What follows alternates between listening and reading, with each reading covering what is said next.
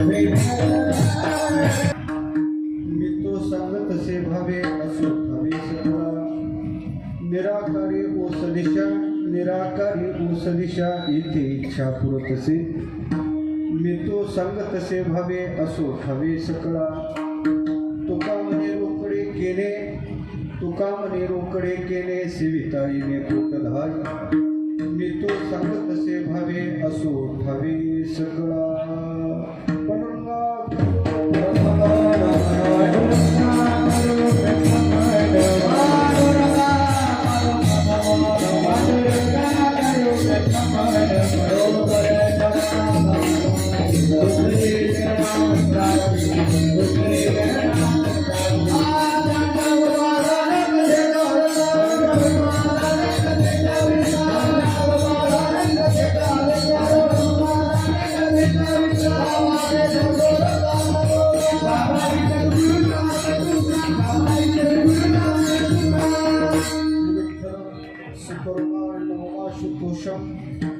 दिनेष्टपोषण मगसंति सिंधुशोषम श्रीरुक्मिणी मतिमोषम पुरुषम परंतम वंदे दुरंतचरितं दधिसंचरन्तं ज्ञानेश्वर भगवान विष्णु निवृत्तिर्भगवान हरः सोपानो भगवान ब्रह्मा मुक्ताख्या ब्रह्मचित्कला कथं यातोऽसि वैकुंठं मानवं देहमत्यजन् तुकाराम महासाधु कृपया ज्ञापयस्व मां संपाद्य ज्ञानं च विधाय भक्तिं विलोकितो येन समाधिराजः वैराग्यवन्तं सुविचारयुक्तं नमामि जोगं शिरसा गुरुं तं विठल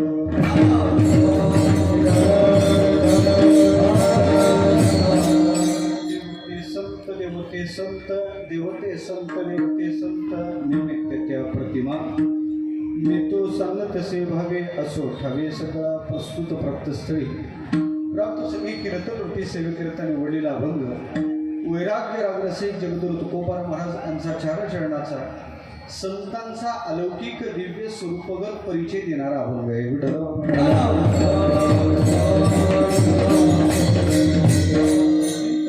आरंभ करण्यापूर्वी परिहार द्यायचा तो असा दरवर्षीप्रमाणे याही वर्षी मोठ्या आनंदात नारायणवार पेपळा या श्री क्षेत्रात वैकुंठवासी गुरुवर्य श्री संत सूर्यकांतजी महाराज डोंगरे महाराजांच्या 26व्या पुण्यस्मरणानिमित्त चालू असणारा भक्ती उत्सव अशा प्रकारचं आयोजन आहे. समस्त ग्रामस्थ मंडळी त्याचबरोबर सर्व महाराज मंडळी यांच्या एकत्रीकरणात चालू असणारा भक्ती उत्सव 26वं हे पुण्यस्मरण या वर्षीचा अभूतपूर्व योग जर कोणता असेल तर महाराजांनी लिहिलेली भगवती ज्ञानलेली त्याच्यावरचे महाराजांनी भाष्य लिहिलं अर्थात त्या अर्थाचं प्रकाशन आज आपल्या सर्वांच्या शुभस्ते होणार आहे. अशा प्रकारचं आयोजन समस्त ग्रामस्थ मंडळ त्याचबरोबर हरिभक्तीपर्यंत आदरणीय आमचे हरिभक्तीपर्यंत चिंतामणजी महाराज गुरवे आहेत, आदरणीय सुरेंद्र महाराज ठाकरे, आदरणीय प्रशांतजी महाराज स्वामी महाराज जे आहेत, आदरणीय नारायण महाराज आहेत, आदरणीय टेकेश्वर महाराज, आदरणीय धर्मराज महाराज, आदरणीय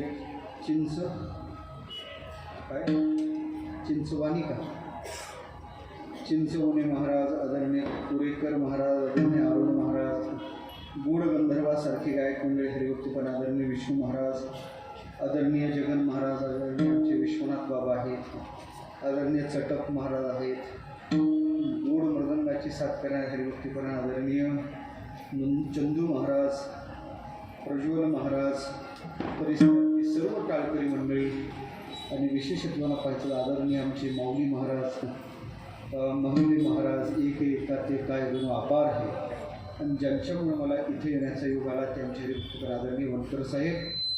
सर्वांच्या समवेत आपल्याला मर्यादित वेळेत चिंतन करायचं आहे. घड्याळ पुढं गेलेलं आहे. 7 ते 9 कीर्तन सांगितलेलं होतं. घड्याळात आता 8 वाजून गेलेले आहेत. पण मी जिथं राहायचो तिथे एक शाळा आहे. तिथे एक शाळा आहे. त्या शाळेची विशेषता आहे बाबा, त्या शाळेत एक शिक्षक यायचे. ती शिक्षक कधी 8ला, कधी 9ला, कधी 10ला, कधी 4ला बाहेर पडतेच. बराबर शाळेतून 5 वाजताच महाराज बाहेर पडायचे. 5लाच बाहेर पडायचे. मी त्या शिक्षकाला भेटलो, दररोजचं त्यांचं ते नित्यक्रम पाहिलं. त्यांना म्हणलं, साहेब सर, तुम्ही दररोज शाळेत वेळेस एका वेळेत कधीच दिसत नाही, पण बाहेर पडते वेळेस तुम्ही बराबर 5 वाजता बाहेर पडता, याचं कारण काय? त्यांनी फार गोड उत्तर दिलं. म्हणून महाराज, त्याचं उत्तर असं आहे, शासनाचा नियम आहे शाळेत 8 वाजताच आलं पाहिजे आणि बाहेर 5 वाजताच पडलं पाहिजे, पण कार्यबाहुल्यामुळे मला एक वेळ सांभाळणं कधीच शक्य झालं नाही. म्हणून मी एक विचार केला का शेवटचा वेळ तरी आपल्याला सांभाळणं शक्य आहे. म्हणून मी का सांगितले तुमच्या लक्षात आलं.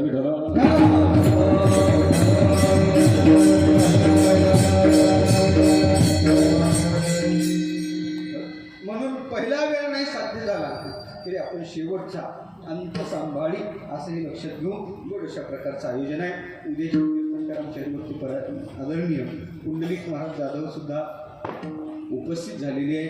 आमच्या हरिभक्त गुरुबंधू असणारे माझे सहपाठी आमचे मुरलीधर महाराज वाघ आहेत, आमचे गुरुबंधू सुधाकर महाराज आहेत, आदरणीय आमचे विनोद महाराज आहेत. एकेकाते काय गुण अपार. अभंग अतिशय गोड आहे. या अभंगात देखील तुकोबा आम्हाला संत जीवनाचा परिचय देतात. आम्हाला नाही साधूचा परिचय, आम्हाला साधूचा परिचय आहे, पण आम्हाला साधूच्या परिचयाच्या काही पक्ष आहे. आम्ही कधी साधूला चमत्कारातून ओळखतो, आम्ही कधी साधूला आचारातून ओळखतो, कधीतरी एखादा महापुरुष त्या साधूला स्वरूपातून ओळखतो. साधूचा चमत्काराचा परिचय साधूच्या जीवनात चमत्कार नाहीत का याचा जर विचार केला तर साधूच्या जीवनात चमत्कार आहे, पण ते चमत्कार साधूच्या जीवनातला स्थायी परिचय होऊ शकत नाही. कारण चमत्कारातून साधूचा परिचय कनिष्ठ परिचय, आचारातून साधूचा परिचय मध्यम परिचय आणि स्वरूपातून साधूचा परिचय सर्वश्रेष्ठ परिचय.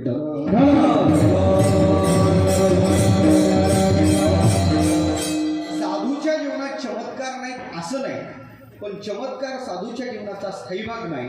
साधूच्या जीवनातल्या चमत्काराची संगती काय? आमची निळोबरा अतिशय गोड त्याचं चिंतन करतात. साधूचे चमत्कार चमत्कारासाठी नाही बाबा, भक्तीच्या प्रशस्त मार्गावरून लोक बाजूला जातात आणि चमत्कार तिकडे नमस्कार करू लागतात. त्या भक्तीच्या मार्गावर लोकाला आणण्यासाठी साधूच्या जीवनात विरया चमत्कार घडत असतात. निळोबराचा अतिशय गोड अभंग आहे. निळोबरा सांगतात, खेतो तुमची सहज स्थिती लोका भक्ती प्रगटावे. जगात भक्तीचा प्रसार करण्यासाठी विलया साधूच्या जीवनात चमत्कार घडतात, पण चमत्कार साधूच्या जीवनाचा स्थायी भाव नाही. म्हणतात ते नामस्मरणाशिवाय दुसरं काही करतच नाहीत.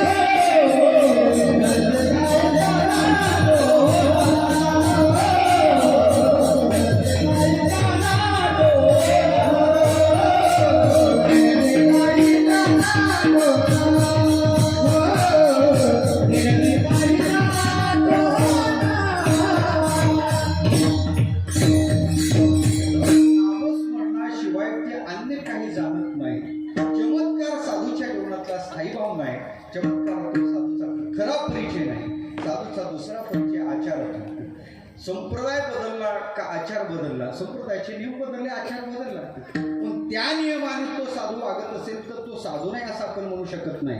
एखादा वारकरी पांढरे कपडे आहेत आणि एखादा संन्यस्त वृत्तीचा विचार भगवे कपडे आहेत, पण तो साधू नाही असं नाही. त्याच्या साधू ही बाहेरची अवस्थाच नाही, साधू ही आतली भूमिका आहे. कृष्ण भोगी शुकत्यागी राज्ञो राघव जनकः विशिष्ट कर्म करताचे येतात ज्ञानेन समहा. बाह्य प्रवृत्ती काय याचा विचार करू नका. कृष्णाची बाह्य प्रवृत्ती भोगाची आहे, शुकदेवाची बाह्य प्रवृत्ती त्यागाची आहे. जनक महाराजांची बाह्य प्रवृत्ती राजकारभार पाहण्याची आहे, वशिष्ठ महाराजांची बाह्य प्रवृत्ती रघुकुलाचं कर्म पाहण्याची आहे. हे सगळं जरी भिन्न असलं तर येतात ज्ञानेनो समहा, पण बोधात मात्र सारखे. सांगायचं काय, साधूच्या बाह्य प्रवृत्तीवर नाही, आचारातून साधूचा परिचय खरा होत नाही, तो मध्यम परिचय आहे.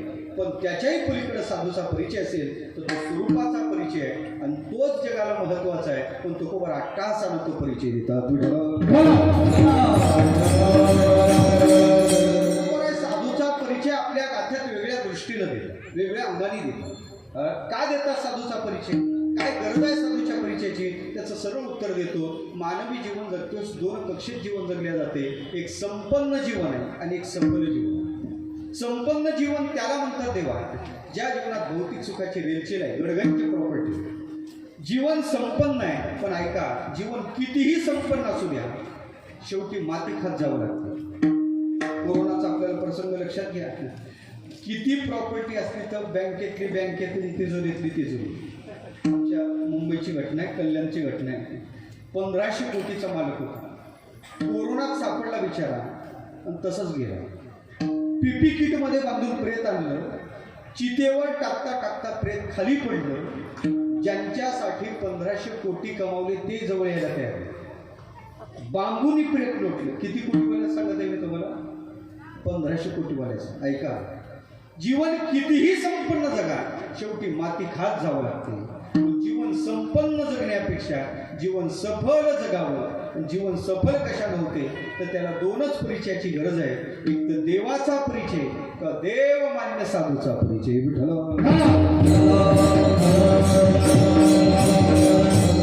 आम्हाला लोक भेटतात, आम्हाला परिचय देतात, पण बनते परिचय देतात. द्यावा त्याचाही देतात माऊली, देऊ नाही त्याचाही देतात. एखाद्या घरी गेलं का लोक सांगतात आमचं घर बरं का महाराज, आमचा मुलगा भाऊ, मला वाटतं इथपर्यंत बोला परिचय ठीक आहे. जगन महाराज इकडे फिरले का तुम्ही? काही भागात लोक आपल्या बायकोचा परिचय देतात, काही गरज नसते बोला द्यायची, आणि तोही वेगळ्या भागात वेगवेगळा देतात. काही भागात सांगतात महाराज ही आमची लक्ष्मी आहे, बायकोचा परिचय. काही भागात सांगतात महाराज हे आमच्या घरचे आहेत, काही भागात सांगतात हे आमच्या मिसेस आहेत. इकडे काय म्हणतात नाही सांगा, बरं ही आमची बायको आहे, असा परिचय देतात. मी एका घरी गेलो, ते माऊली दूध घेऊन आली, यजमान माझ्या शेजारी बसलेले. त्यांनी त्याच्या बायकोकडे बोट दाखवलं, मला विचारलं महाराज ह्या कोण, तुम्हाला माहीत आहेत का? म्हटलं बाबा पहिल्यांदा तुझ्या घरी आलो, माहीत असण्याचं कारण काय? त्यांनी त्याच्या बायकोकडे बोट दाखवलं, मला तिचा परिचय दिला. म्हणजे महाराज हे आपलंच बारदान आहे. बारदान नाही लक्षात येणार तुम्हाला, ते पश्चिम महाराष्ट्र शब्द आहे. इकडे काय म्हणतात होते का बारदान नाही का शब्द? म्हणजे वांगे भरायला, कांदे भरायला लागते ना. महाराज हे आपलंच बारदान. मला असा नाविन्यपूर्ण परिचय झाला, मी विचारात पडलो. इकडं तिला बारदान म्हणतात, पण याला काय म्हणतात हे कळलं पाहिजे. मी थोडं थांबलो, तिच्याकडे पाहिलं, त्याच्याकडे पाहिलं. मग तिला विचारलं ताई हे तुमची कोण आहे? आता ती त्याचीच बायको. बोलायला तेवढीच का? मग तिने उत्तर दिलं म्हणे महाराज हे आमचं ना भंगार आहे.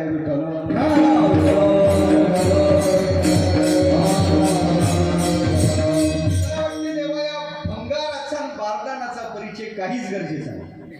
जीवनात परिचय व्हावा साधूचा, जीवनात परिचय व्हावा देवाचा. ऐका ना, हे दोन परिचय झाले काय?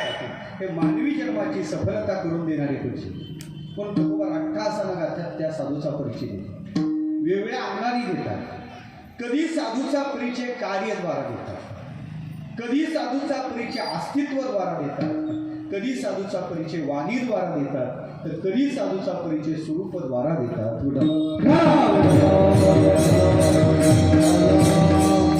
वेगवेगळ्या अंगाने देतात. साधू अवनी तलावर का आले? ते का आले तर या जड जीवाच्या उद्धारासाठीच त्यांचे अवतार.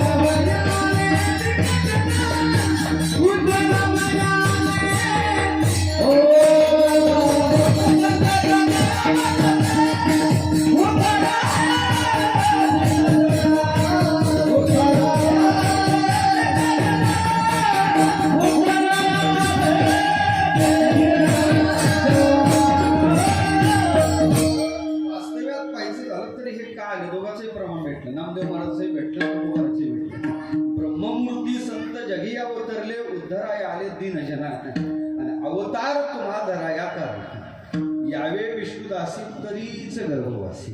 कितीतरी प्रमाण आपल्याला सांगायला जमतील. मला सांगायचं काय, साधूचं येणं कशासाठी आहे, साधू कोणत्या कार्यासाठी येतात. ऐका, साधूचं कार्य विशेष आहे. इथं आल्यानंतर 3 दृष्टीनं कार्य होते. म्हणजे अवतार भगवान इथं ते साधू अवताराला येतात. अवतार तुम्हा धराया, साधू अवताराला येतात. ही विशेषता साधूची आहे. कार्यद्वारा परिचय इथे येऊन करतात काय, उद्धराया आले दीनजनाचा उद्धार करतात. वैकुंठवाशी संत सूर्यकांत महाराज आले नसते तर आपणही परमार्थात आलो नसतो. म्हणजे साधूचं येणं आपल्यासाठी फार महत्त्वाचं. साधूचं येणंही महत्त्वाचं आहे. मी सांगितलं गेल्या वर्षी तुम्हाला, साधूचं जाणंही महत्त्वाचं आहे. साधूचं जाणं जगाला आदर्श जावं कसं हे सांगते. आणि साधूचं येणं जगाच्या उद्धारासाठी आहे. अलग लक्षात का पुण्यतिथी करावी. गेल्या वर्षी मी मीमांसा त्याची केली, यावर्षी ती मीमांसा करत नाही. साधूच्या अवताराचा विचार आहे, साधूच्या कार्याचा विचार आहे. कार्यद्वारा साधूचा परिचय, वाणीद्वारा परिचय. कधी कधी व्यक्ती बोलला का कळतं कोण आहे. व्यक्तीच्या मानस आणि जी नंबर बोलतात ना, एखादा व्यक्ती बोलला का कळतो, तसा साधू सुद्धा बोलण्यातून कळतो. साधूचं बोलणं सुद्धा कसं आहे कळते. उदाहरण देतो तुम्हाला. काही खेड्यातली मंडळी कुंभातली, त्यांना 3 कसे भगवे कपडेवाले साधू दिसले. पाहिले 3 साधू, त्यांना वाटले 3 दिसायला आहेत, पण हे असायला एक नसायला पाहिजे. याची जात कोणती असली बरं पाहिजे. बरं, साधूच्या विषयी जिज्ञासा अशी निर्माण होऊ नये. जातीनं तुझे साधू पण निर्माण झाली, यांची जात कोणती असली पाहिजे. काय लोकांना जिज्ञासा निर्माण होईल सांगायला जमत नाही. बरं, डायरेक्ट कसं विचारायचं, महाराज तुमची जात काय. दिसायला भगवे आहेत तो, पण असायला एक नसायला पाहिजे. जिज्ञासा निर्माण झाली म्हणजे आपण एक करू, साधूकडे जाऊ आणि साधूची जात कोणती ओळखायची. काय ओळखायचं म्हणजे ओळखायचं कसं, माध्यम काय नाही, साधूला बोलकं करायचं. साधू बोलला का साधूच्या बोलण्यातून लक्षात येईल हा कोण आहे. करायचं काय, काहीच नाही. आपण साधूकडे जाऊ, साधूकडे एकच प्रश्न विचारावा. काय विचारावा साधूकडे, आकडा कोणता लागेल नाही विचारायचं साधूला. साधूकडे जाऊन हात जोडून एकच विचारावा, महाराज माझा उद्धार कधी होईल, देव माझ्यावर कृपा कधी करील. असं तुम्ही मला संतांनी सांगितलं पाहिजे. माझ्या चित्ताचं तुम्ही समाधान करा, काही मी उद्धार पावे, काही कृपा करील ना, असं साधूला विचारावं. तुकोबरे पाठीमागं प्रमाण होते, त्या लोकांनी ते प्रमाण घेतलं. पहिल्या साधूकडे हात जोडले, महाराज आम्ही सामान्य संसारी जीव आहे, उद्धाराची आम्हाला अपेक्षा आहे. आपल्याकडून काही उद्धाराचं साधन येईल, याच्यासाठी आपल्याकडे आलो, काय उद्धाराचं साधन सांगाल का. त्या पहिल्या व्यक्तीने सांगितलं, ऐका, राम नाम लड्डू हे गोपाल नाम घी, हरिको नाम मिश्री घोर घोर करती. काय उपदेश केला. राम नाम लड्डू हे गोपाल नाम घी, हरिको नाम मिश्री घोर घोर करती. म्हणजे रामाचं नाव लाडू आहे, गोपालाचं नाव तूप आहे, हरीचं नाव मिश्री आहे. याचं मिश्रण करण्याचे घोडभराचं उपदेश केला भोजन नामाचा, पण माध्यम निवडलं भोजनाचं. भोजन काय आमटी भाकरीचं घेतलं नाही, आपली काय डाळ भाजी तर घेतलीच नाही, आपली राजा वांग्याची भाजीच नाही. अलग लक्षात. मला सांगायचं काय, भोजन घेतलं, तूप काय साखर काय, असं गोड भोजन आवडणारा एक वर्ग कोण तुमच्या आलं लक्षात. गोड भोजन कोणाला आवडते, तुपातलं भोजन कोणाला आवडते. मला कशाला बोलायला होता, आलं लक्षात. त्याला म्हणतात ब्राह्मण. लक्षात आला, ब्राह्मण कुलोत्पन्न साधू असला पाहिजे. दुसऱ्याकडे हात जोडले, भगवान आम्हाला काय उद्धाराचं साधन सांगाल का. त्यांनी नाही सांगितलं. अहो त्यांनी सांगितलं, पण त्यांच्यापेक्षा काही सोपं आलं तर, म्हणून आम्ही आपल्याकडे आलो. त्या दुसऱ्याने सांगितलं, पहा बाबा मी सांगितलेलं साधन केलं का उद्धार निश्चित आहे, पण साधन केलं पाहिजे. काय महाराज साधन. त्या दुसऱ्या व्यक्तीने सांगितलं, ऐका, राम नाम का खडग बनाकर कृष्ण कटार बांधलिया, हरी नाम की ढाल बनाकर यमका फंदा काटलिया. काय उपदेश केला. राम नाम खडग आहे, कृष्ण कटार आहे, हरी नावाची ढाल आहे, आणि त्याने यमाचं बंधन तोडा. राम नाम का खडग बनाकर कृष्ण कटार बांधलिया, हरी नाम की ढाल बनाकर यमका फंदा काटलिया. उपदेश नामाचा आहे, पण माध्यम शस्त्राचा आहे. लक्षात आला, हा क्षत्रिय कुलोत्पन्न साधू असला. तिसऱ्याकडे हात जोडले, बघून काही उद्धाराचं साधन. पण आपण काय करता. काही नाही सांगितलं म्हणे महाराज आमचं भोसर मालाचं दुकान आहे, काही नाही सांगितलं आम्ही शेती करतो, उद्धाराची निश्चित अपेक्षा. हो महाराज त्यासाठी आपल्याकडे आलो. साधूकडून काही नियत साधन येईल याच्यासाठी आपल्याकडे आलो. म्हणे मग ऐका, तुमच्या दुकानात काय काय? म्हणे मला सगळं भेटते. काय दिलं म्हणजे तुम्ही आमचा उद्धार करणार आहात? काय पाहिजे तुम्हाला त्याच्या मोबदल्यात? ती म्हणे तुमच्या दुकानात मी विचारतो त्या वस्तू आहेत का? म्हणे काय पाहिजे महाराज? त्यांनी सांगितलं तुमच्या दुकानात काय फळ आहे का? काय फळ? ते म्हणाल आहे ना काय फळ? म्हणजे मायफळ. मायफळ आहे. जायफळ म्हणे मसाल्यातला पदार्थ आहे महाराज, काय विचारता तुम्ही? आहे ना जायफळ. म्हणे मिरे. मिरे अहो कोरोना होऊन गेला, लोकांना फार भाव लागत होते काड्यासाठी. मिरे आणि जिरे दररोज फोडणीला लागतात ना. आहे ना जिरे. हिंग म्हणे खात नाही पण दुकानात आहे. मग हे जर आहे तर तुमचा उद्धार झाला. म्हणजे काय महाराज, साध्या प्रपंचातल्या व्यवहारातल्या वस्तू विचारताना उद्धार झाला असं सांगता? त्यावेळेस त्यांनी सांगितलं तू उद्धाराच्या अपेक्षेने माझ्याकडे आला? काहीच नाही. तू दुकानात बसल्या बसल्या तुझा उद्धार. अहो पण महाराज कसा होईल? म्हणून मी सांगितलेल्या वस्तू जर तुझ्या दुकानात असतील तर उद्धार होईल. असं कसं उद्धार होईल महाराज? काय फळ, जायफळ, मायफळ याला काय उद्धार होणार आहे का? अरे म्हणे बाबा तसं नाही. एखादं गिराईक तुझ्या दुकानात आलं आणि ती तुला जर काय फळ मागू लागलं तर त्याला काय फळ दे. आणि इकडे लक्ष केंद्रित कर, हे सुद्धा काय फळच आहे.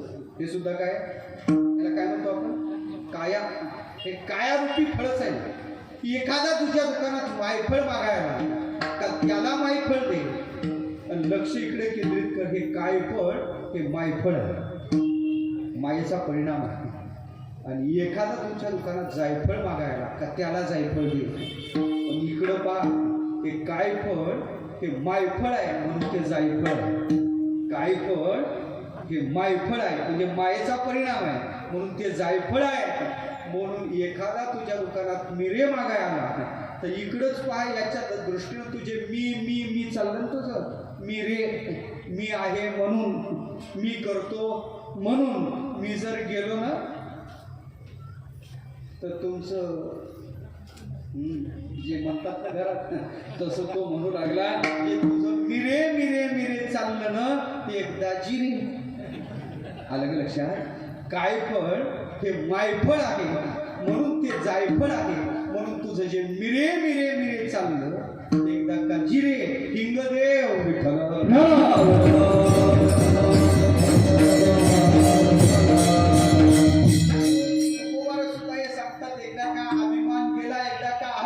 गेला का वेगळा देव प्राप्त करावाच लागत नाही. तो अहंकार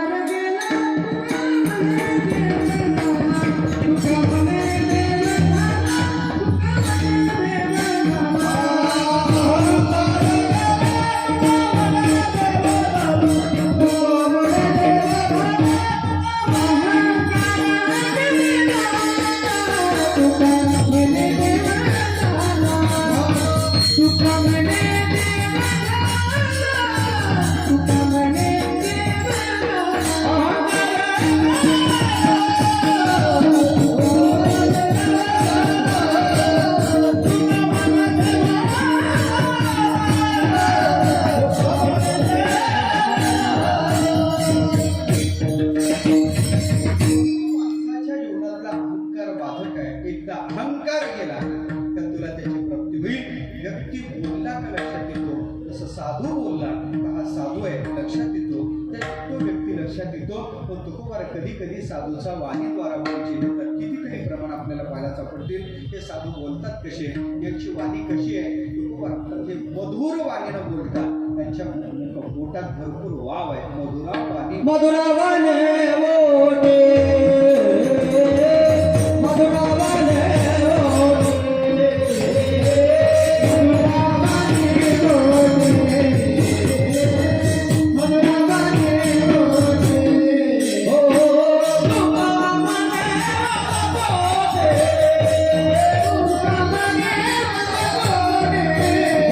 Come on,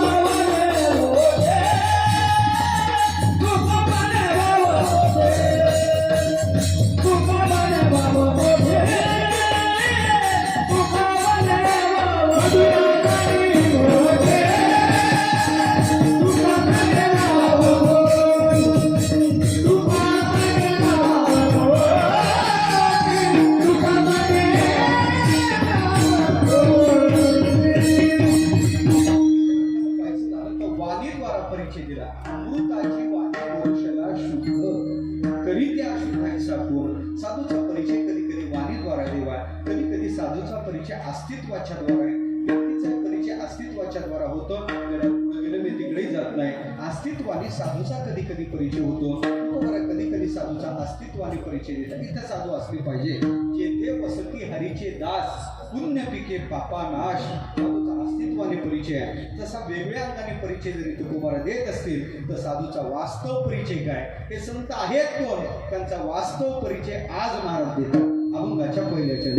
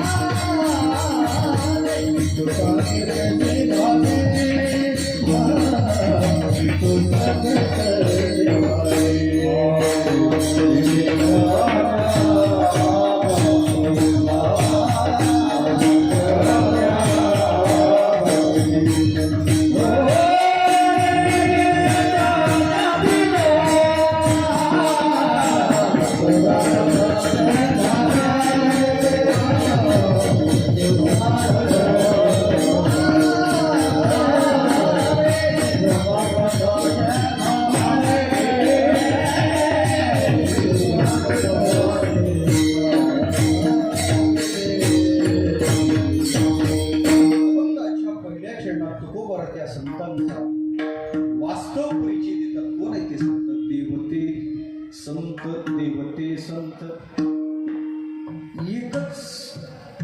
वाक्य महाराज डबल वापरतात. साहित्यात एकच शब्द डबल वापरणं त्याला विरुक्ती नावाचा दोष म्हणतात. तुकोबार सुद्धा तो दोष स्वीकारतात. एकच शब्द डबल वापरणं देवा आम्ही वापरतो ते वापरतात.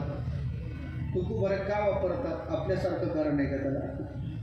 आपलं साठवलं आठवलं त्याला पटवलं, पटलं नाही तर पटवलं.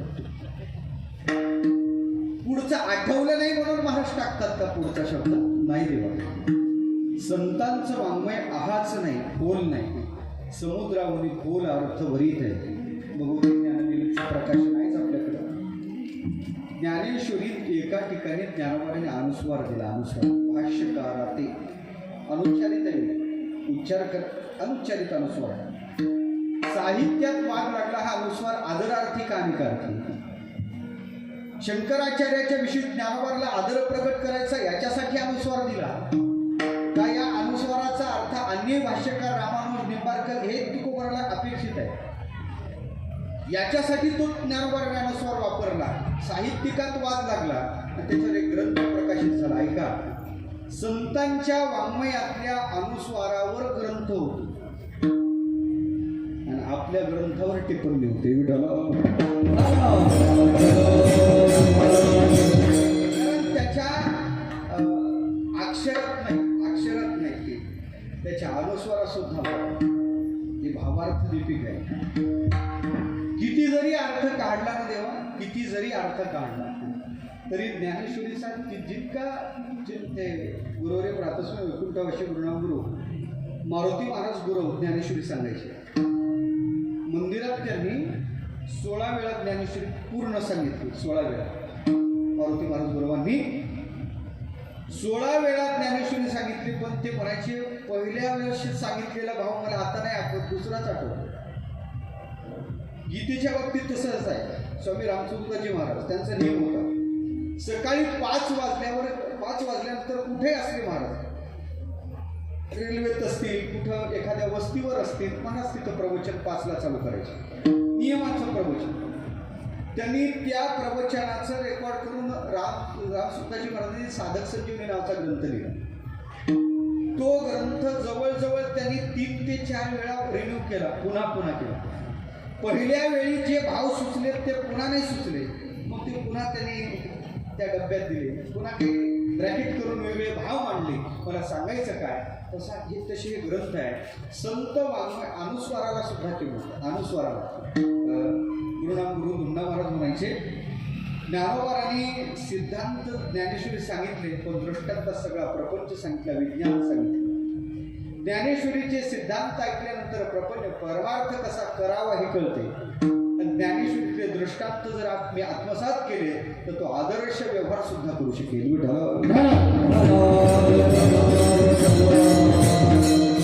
ज्ञानेश्वरीत किती भाव आहे, भाव अक्षराचे गाठी म्हणून जनाबाई म्हणतात. नाही आमच्या बहिणाबाईची आरती फार महत्वाची. बहिणाबाई फारच गोड आरती केली, अशी आरती ज्ञानेश्वरीची झाली. ज्ञानेश्वरीच्या संबंधानं बहिणाबाई म्हणतात, जयमाय ज्ञानदेवी शब्दरत्न जान्हवी. शब्द रूपी रत्नाची तू गंगा आहे जान्हवी. अनर्घ्य रत्नसार सिंधू मंथोनी गीता काढिले भूषणासी वैराग्य बाकी म्हणतात. मुळात ती आरती पाहण्यासारखी. मला सांगायचं काय, शब्दरत्नाने भरलेली जान्हवी म्हणजे गंगा आहे, असं ज्ञानेश्वरीचं वर्णन आमच्या बहिणाबाई महाराज करतात. पुढे आपल्याला बोलायचंय. माझा विषय चालला का तूर्त तुकोबाराने हे शब्द विरुक्तीनं का मांडला, पुढचं आठवलं नाही म्हणून टाकलं का नाही तेव्हा. संतांचं वाङ्मय आहाच नाही, संतांचं वाङ्मय खोल नाही, समुद्राहून खोल अर्थभरीत आहे. का वापरला कधी कधी विरुक्ती गुण होतो, कधी कधी दोष होतो, कधी कधी चालतेच विरुक्ती. पुढं चालते. अतिशय प्रेमाचा व्यक्ती आहे, आपण उमऱ्याच्या बाहेर पडलो आणि आपल्या दारात तो आला, खूप दिवसांनी आला, मग आपण त्याला काय म्हणतो, दारात आलेला व्यक्ती काही म्हणत नाही तुमच्याकडे, या काही काम नव्हतं बरी आली असं म्हणत नाही तुम्ही, असं म्हणतात नाही देवा, असं नाही म्हणत आपण. प्रेमाचा व्यक्ती दारात आल्यावर या या या राम राम राम राम या या या या या या या या या काय द्विरुक्ती आहे, तुरुक्ती आहे, चतुरुक्ती आहे. हे का करतो आपण? जिथं आदर आहे तिथं द्विरुक्ती दोष होत नाही, तिथं गुरु होते.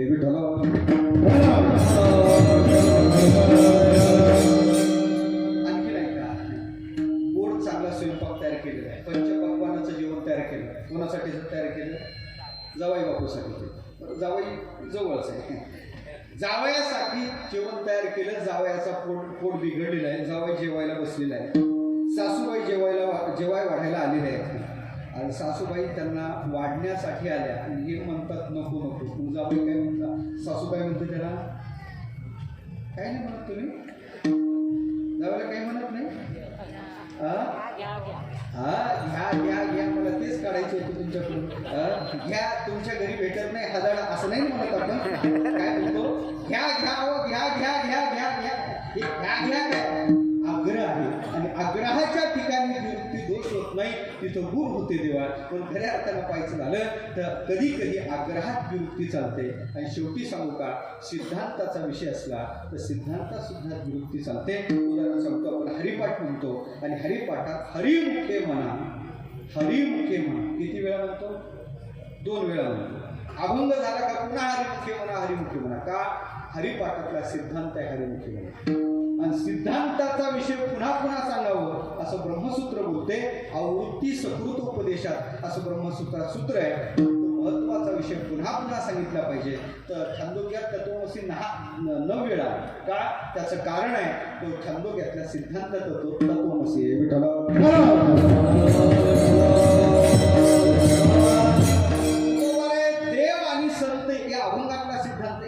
विरुक्तीनं विचार का म्हणतात?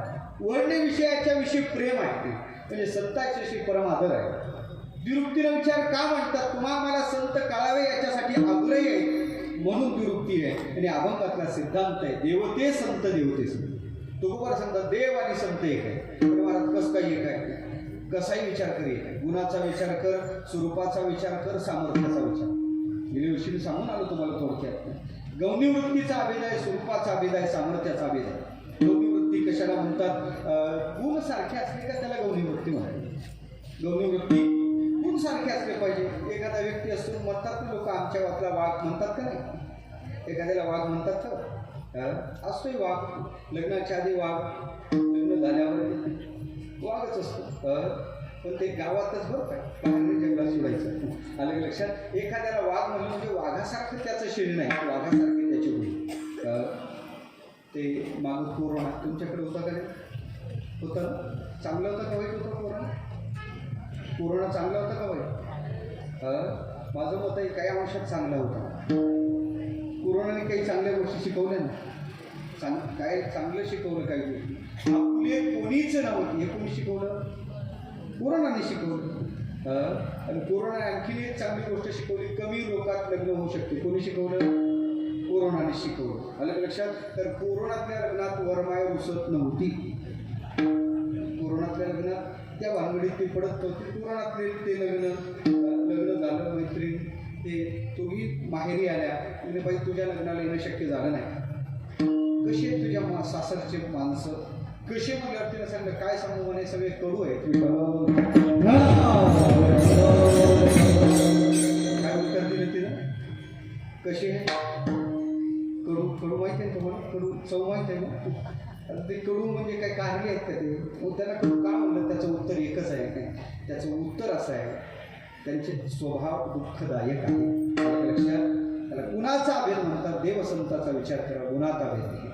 देव ज्या गुणाने युक्त आहे साधू त्या गुणाने मंडित आहे. देवाकडे गुण आहेत कोणते? देवाचं चिंतन केलं. देवाला भगवानच का म्हणतात त्याचं चिंतन आहे. ऐका, यश, श्री, औदार्य, ज्ञान, वैराग्य, ऐश्वर्य हे साही गुणवरीय वसती जे मोठी तो भगवंत. त्याला भगवान का म्हणायचं? आमचे ज्ञानोबारा सांगतात त्याच्याकडे 6 भोग आहेत. भगवान कोणाला म्हणायचं? पुराणाने थोडी वेगळी व्याख्या केली. पुराण सांगते भगवान त्याला म्हणावं उत्पत्तीम प्रलयम शैव भूतानां गतिम गती वृत्तीम विद्यान विद्यांच्या सवाच्यो भगवान येते. त्याला भगवान म्हणतात. कोणाला? उत्पत्ती, स्थिती आणि लय या तिन्ही क्रिया जो करू शकतो त्याला भगवान म्हणतात. पण या श्लोकाचा शॉर्ट फॉर्म म्हणजे आपल्याला माहीत असणारा शब्द आहे गॉड. माहीत आहे ना? GOD. Generation, generate, operation, operate and dissolve. या तिन्ही क्रिया ज्याच्या सत्तेनं घडतात आणि त्याच्यात काही बदल होत नाही असं शाश्वत तत्व आहे. त्याला भगवान म्हणतात. माझा विषय चांगला तो भगवान आहे 6 गुणामुळं. तो भगवान आहे 3 शक्तीमुळं. ऐका, त्याला भगवान का म्हणतात? जसं देवाकडे ते गुण आहेत ना तसे आमच्या साधूकडे गुण आहे. कोणता गुण आहे? देवाकडे यश आहे. किती यश आहे? देवाला पराजय कधीच माहीत नाही. कधीच माहीत नाही. देव कधी पराजित होतच नाही.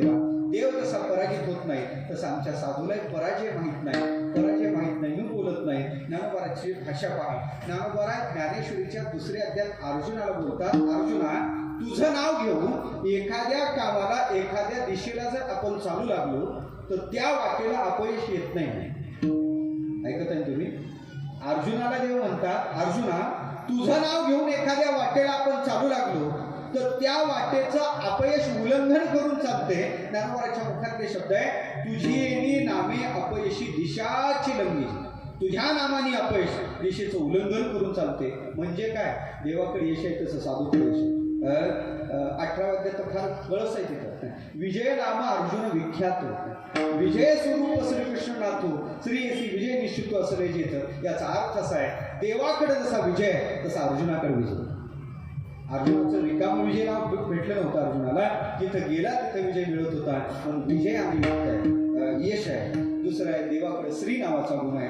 श्री म्हणजे सुंदर आहे. देव किती सुंदर आहे. किती आपण दररोज म्हणत असतो परमात्मा राजस आहे, परमात्मा सुकुमार आहे. नाही, देव मदनाचाच पुतळा आहे. देवाच्या सौंदर्याला उपमा देतो तो मदनाचा पुतळा आहे.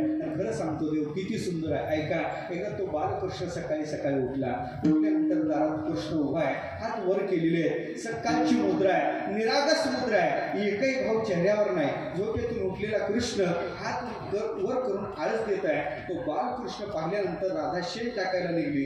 डोक्यावर पाटी आहे, पाठी शेण आहे, पावसाळ्याचे दिवस आहे, पातळ शेण पाठीत आहे. राधा शेण टाकायला जाता जाता राधेनं तो कृष्णाची ती भाव मुद्रा पाहिली. राधेला पुढं पाय टाकवत नाही. राधा थबकली, राधा थांबली. राधेनं कृष्णाकडे पाहिलं, राधा कृष्णाच्या जवळ आली.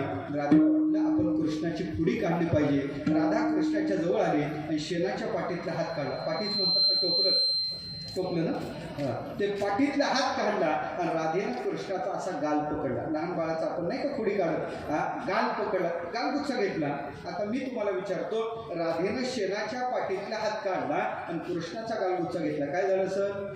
साधं उत्तर आहे, कृष्णाच्या गालाला शेण लागलं. कृष्णाने पाहिलं, पाट्यावरचा हात काढला, असा हात फिरून पाहिला. राधेनं आपल्या गालाला शेण लावलं. आपण राधेची खोडी केली नाही, राधा आपल्या खोडीला आली. बरं वाटलं नाही. थोडंफार कृष्ण होता आणि त्याची खोडी काढली, गप कसा राहायचा? खाली शेण पडलेलं होतं, शेण उचललं कृष्णाने राधेच्या अंगावर मारून फेकले. राधेचे कपडे शेणाने भरले. राधा वैतागली, चिडली, माझ्याकडून थोडं शेण कृष्णाच्या गालाला लागलं, सगळ्या कपड्यावर शेण टाकलं, माझी साडी शेणाने भरली. चिडलेल्या राधेनं केलं काय? शेणाची पाठी खाली ठेवली, रागे कृष्णाच्या जवळ गेली, कृष्णाची मानगुट्टी पकडली, मान पकडली, कृष्णाला शेणाच्या पाठीजवळ आणली आणि शेणाच्या पाठीत कृष्णाचं तोंड दाबलं. काय झालं सर? शेणाच्या पाठीत कृष्णाचं तोंड दाबलं, पातळ शेण होतं. काय झालं सर? नाही आलं तुमच्या लक्षात? नाही आलं? उद्या शेणाच्या पाट्या भरून आणि त्याच्यात आपलं तोंड दाबून पहा. काय झालं सर? आलं नाही लक्षात? पुढची वर्षी सांगता. ऐका, शेणाच्या पाठीत तोंड दाबलं, साधं उत्तर आहे. तोंड शेणाने भरलं. काय त्याच्यात तेच उत्तर पाहिजे मला. तोंड काय झालं? शेणाने भरलं. भक्तिशास्त्राने त्याचं वर्णन केलं, गोमय मंडित भाल कपोलम. कृष्णाचा चेहरा गोमय म्हणजे शेण, मंडित म्हणजे भरला आणि भाल कपोल म्हणजे कृष्णाचा चेहरा. आलं लक्षात? कृष्णाचा चेहरा गोमय मंडित झाला. आता मी तुम्हाला विचारतो, शेणाने चेहरा भरल्यावर कुणी सुंदर दिसते का? साधा युक्तिवाद करू का? शेणाने चेहरा भरल्यावर जर सुंदर दिसू लागलं तर आपल्या मेकअप बॉक्स मधल्या क्रीम गेल्या असत्या, तिथे शेणाच्या पाट्या आल्या असत्या. ज्या अर्थी शेण लागल्यावर जर कोणी सुंदर असं घडलं असतं, ज्या अर्थी हे घडत नाही त्या अर्थी शेण लागल्यावर कोणी सुंदर दिसत नाही. पण कृष्णाच्या चेहऱ्याला शेण लागलं तरी कृष्ण कसा दिसत होता?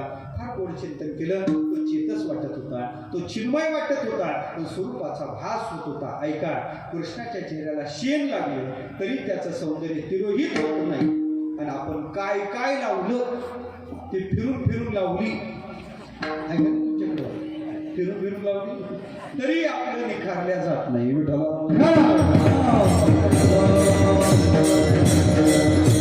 ऐका, माझा विषय चालला. भगवान परमात्मा खरा सुंदर आहे. परमात्म्याचं सौंदर्य अप्राकृतिक सौंदर्य आहे, पण भगवान परमात्मा सुंदर आहे. मला सांगायचं काय? परमात्मा श्री म्हणजे सौंदर्यायुक्त आहे. जसा देवाच्या सौंदर्याला उपमा देतात, मदनाचा पुतळा या आमच्या संताकडं. नाथबाबाला आमच्या ज्ञानोबाराचं दर्शन झालं. नाथबाबाला ज्ञानोबाराचं दर्शन झाल्यावर नाथबाबाला ज्ञानोबारा दिसले कसे हो? दुसरी तिसरी उपमा नाथबाबा देत नाही. ज्ञानोबारा म्हणजे दिव्य तेज पुण्यता ज्ञानोबाराच्या ठिकाणी आहे. आणि ज्ञानोबाराचं सौंदर्य आहे कसं? ज्ञानोबा तो नाथबाबा म्हणतात ते सुद्धा मदनाचाच पुतळा आहे. परब्रह्म केवळा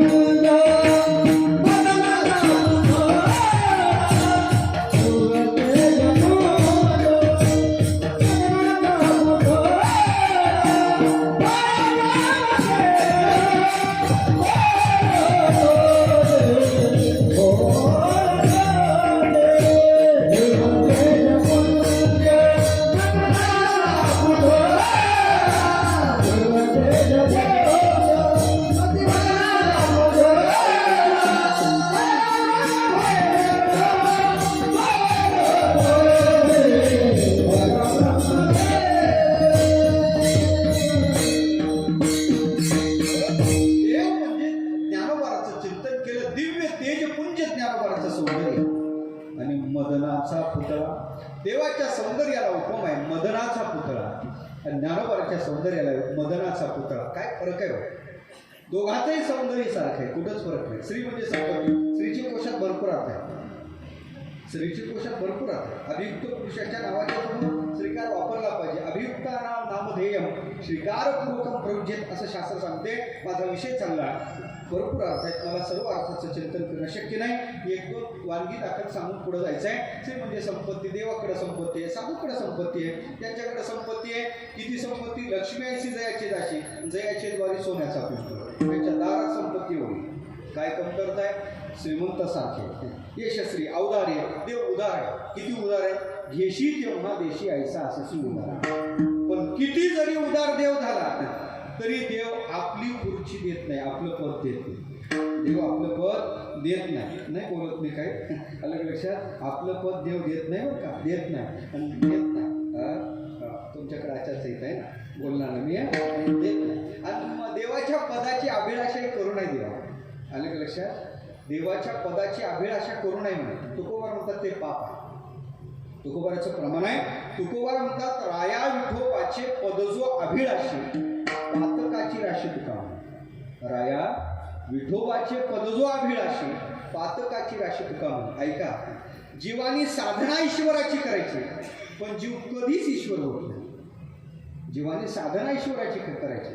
यांती देवव्रता देवान पितृव्रता हे सगळं जरी खरं असलं तर जीवानी साधना ईश्वराची करायची, पण आतापर्यंत जीव कधीच ईश्वर होत नाही. जीव होतो तो ब्रह्म होतो. जीव होतो ब्रह्म. तर ईश्वराला माया नावाची उपाधी आहे. माया बिंबो वशी कृत्य तामसा सर्वज्ञ ईश्वरा. आणि जीवाला अविद्या नावाची उपाधी आहे.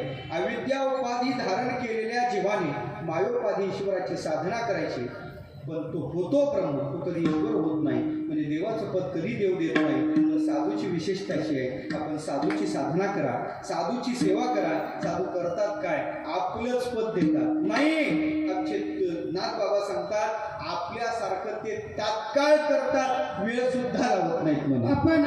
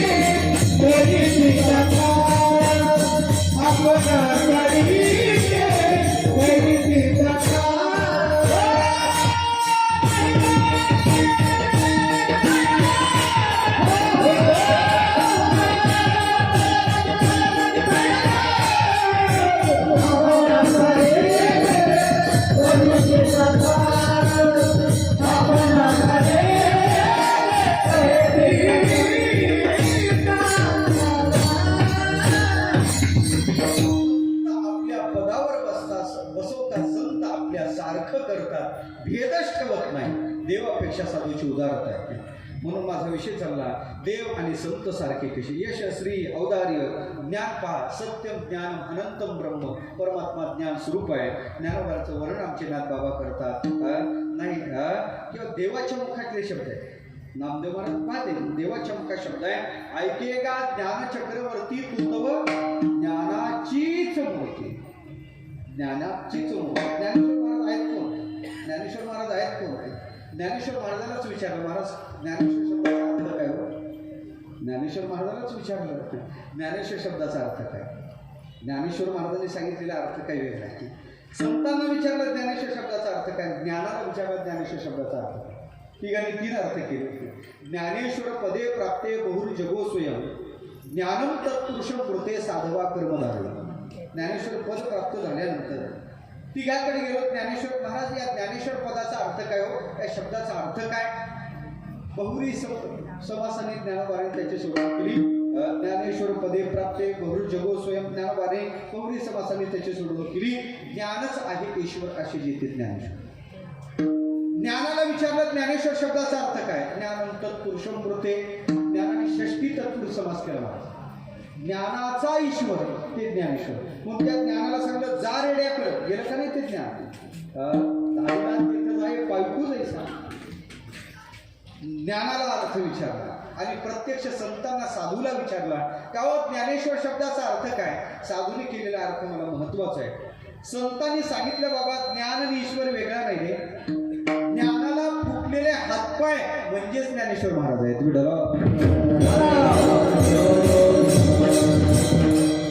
साधवा कर्मधारे, त्यांनी कर्मधारे समास करून त्याची सोडवणूक केली. आता हे समास माहीत असले तर लक्षात येणार आहे. म्हणून मला सांगायचं काय का असा देव आणि संत वेगळे. ज्ञानरूपता देवाची आहे, साधूची ज्ञानरूपता आहे. यश श्री औदार्य ज्ञान. आता किती गुण सांगू तुम्हाला. गुण एक आहे काय त्याचे कधी शिकतो. 9 वाजत आले, 9:30 पर्यंत मला मुभा दिलेली होती. त्याच्यामुळे मी त्याच्या पुढं जाणार नाही. तुम्ही घरी आपल्याला पाहिजे झालं तर सारखे गुणाच्या दृष्टीसारखे स्वरूपाचा विचार करा. देव सच्चिदानंद स्वरूप आहे. साधू सुद्धा सदेह सच्चिदानंद काय नव्हती ती. आम्ही तुकोबाराची आरती करतो. सच्चिदानंद मूर्ती पायी दाखवी आम्हा नमामि सद्गुरुं शांतम सच्चिदानंद विग्रहम. गुलाबराव महाराज म्हणत नाहीत का. खऱ्या अर्थात पाहिजे झालं सत काय चित काय आनंद काय हे रात्री सांगायचं नाही. ही रात्री सांगायचं नाही. सत म्हणजे साहेब अभाव अप्रतियोगित्वम. स्वतः अभावानं विद्यते. सतचा कधी अभाव होत नाही. आलं का लक्षात. ते अभाव आहेत प्रागभाव प्रध्वंसा अन्योन्य अत्यंत. अभाव जर मी आता मांडले तर श्रोत्यांचा कीर्तनात अभाव आणि या भावात जाण्यापेक्षा मी भावातच राहतो. देव सद्रूप आहे, देव चित्रूप आहे, देव आनंद रूप आहे. साधू सच्चिदानंद स्वरूप आहे. मग म्हणे सर्वत्र सच्चिदानंद काय पुढं मीची एक स्वतः सिद्धू जे अपने नसती भेदून येऊन झालं. बोध आहे साधूचा. देव जसा आहे, देव सच्चिदानंद स्वरूप आहे ना, मी सच्चिदानंद स्वरूप आहे. आज बोध आहे त्यांचा. कुठं वेगळे. देव व्यापक आहे. साधू कुठं परिच्छिन्न नाही. आगा जेवढी माझी व्याप्ती तेवढीच तर याची प्रती. देव गुणातीत आहे. साधू कुठं गुणा पटकला. गुणेंद्रिय पुढी नाही. देव जन्माला येत नाही. देव जन्माला येत नाही. आम्ही जन्म साजरा करतो. आम्ही राम जन्म केला ना साजरा. आम्ही कृष्ण जन्म साजरा करतो. ऐका आतापर्यंत देव कधीच जन्माला. मग आम्ही करतो ते आमचा जन्म म्हणून त्याचा जन्म. आमचा जन्म म्हणून त्याचा जन्म. देवाचा कधी जन्म होत नाही. कधीच देव जन्माला आला नाही. हे धाडसाचं विधान आहे माझं. माझ्याकडे आला नाही मग ज्ञानोबाराचं आहे आणि पुराणातलं आहे. देव जन्माला येत नाही. जन्म तुमचा आमचा. कारण जन्माची सामुग्री देवाकडे सिद्ध होत नाही. काय जन्माची सामुग्री काय. जन्माची सामुग्री आहे कर्म. आगा कर्मे जै उडावे दैती सुख दुःखी पळावे तया ते भोगावया यावे देहा एका. ते कोणतं कर्म आहे त्याला जन्म घ्यायला लागतो. देवाकडे जन्म देवाचा जन्म होत नाही. मग आम्ही त्याचा जन्म नसतो. त्याचं प्रगटीकरण असतं. त्याचा जन्म नसतो. त्याचा अवतार असतो. त्याचा काय असतो अवतार. देव अवताराला येतो. देव जन्माला येत नाही.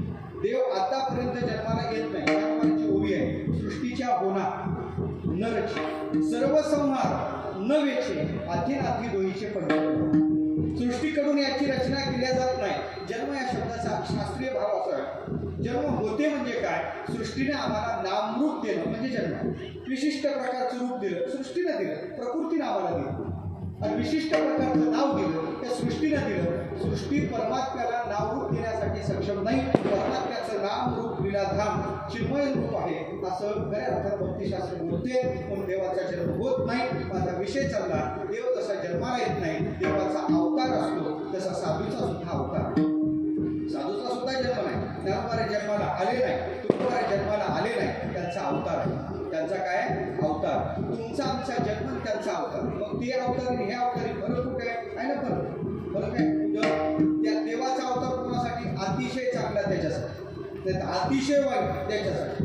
देवदोघासाठी एकदम एक चांगल्यासाठी त्यात एकदम वाईट त्याचा फडशा. देव दोघांसाठी येतो. पण संतांचाही अवतार कोणासाठी तुमच्या आमच्यासाठी.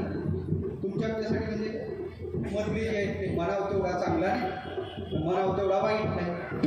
असे बदले आपण कसे चांगले आहे का वाईट आहे. येत नाही तुमच्या लक्षात. आवाज येतो माझा. आपण चांगले आहे का वाईट आहे. जाऊ दे. या धर्ममंडपात अतिशय चांगलं आहे त्यांनी हात वर करा बरं. अतिशय चांगला, कधीच खोटा बोलला नाही. अतिशय चांगला शब्द आहे, शब्दाचं पाठीमागचं विशेषण लक्षात घ्या. अतिशय चांगला, त्याने हात वर करा. मला वाटते एकही हात आला नाही. परीक्षा घेईल बरं का, मला सगळा कळतं. तुमच्या या माझ्यासोबत चला मग आता. अतिशय चांगला असू शकत नाही. एकदा तरी खोटं बोलले तुम्ही, आणि मग कसं काय चांगलं म्हणता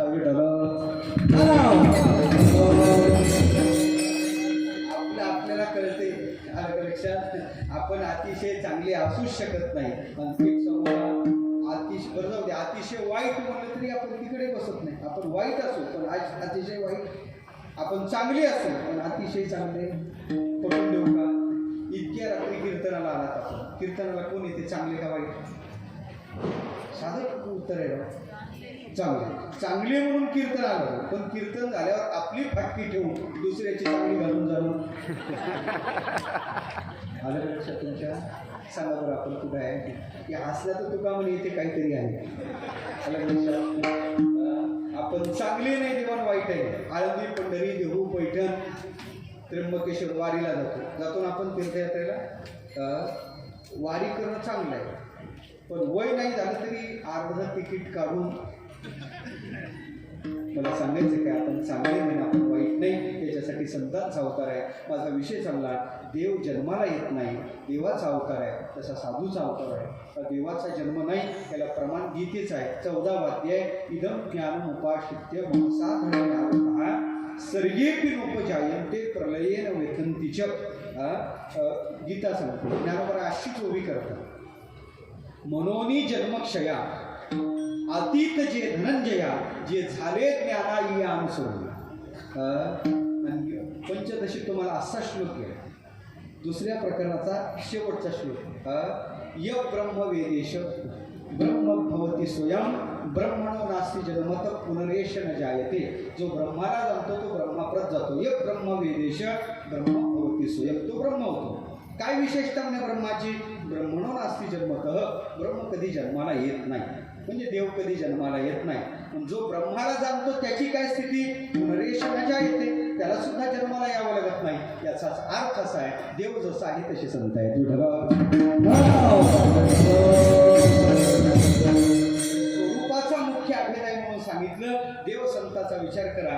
सगळे ग्रंथ सांगतात. ब्रह्मसूत्र सांगते अविभागेन दृष्टत्व. भक्तिशास्त्र सांगते तस्मिंच तज्जनीचे भेदाभावात. उपनिषद बोलते ब्रह्मवेद ब्रह्म एव भवती. गीता सांगते ज्ञानी त्वात्मैव मे मतम. काय सांगू तुम्हाला? मनुस्मृती सांगते साक्षात भर्गहा नराकृतीम. सगळ्या ग्रंथाचा भांडूळ आहे. देव संतात अभेद आहे. देव संत एक आहे. देवही म्हणतो मी संत आहे, संतही म्हणतात मी देव आहे. देवही म्हणतो मी संत आहे. देव म्हणे नाम्या पाहे ज्ञानदेव. देवाच्या मुखातले शब्द आहे. ज्ञानोबारान मी वेगळा नाही. ज्ञानोबारा म्हणजे माझा आत्मा आहे.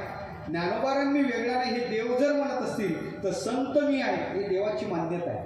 आणखी एक प्रसंग सांगतो, त्यास भजन करा. विठ्ठल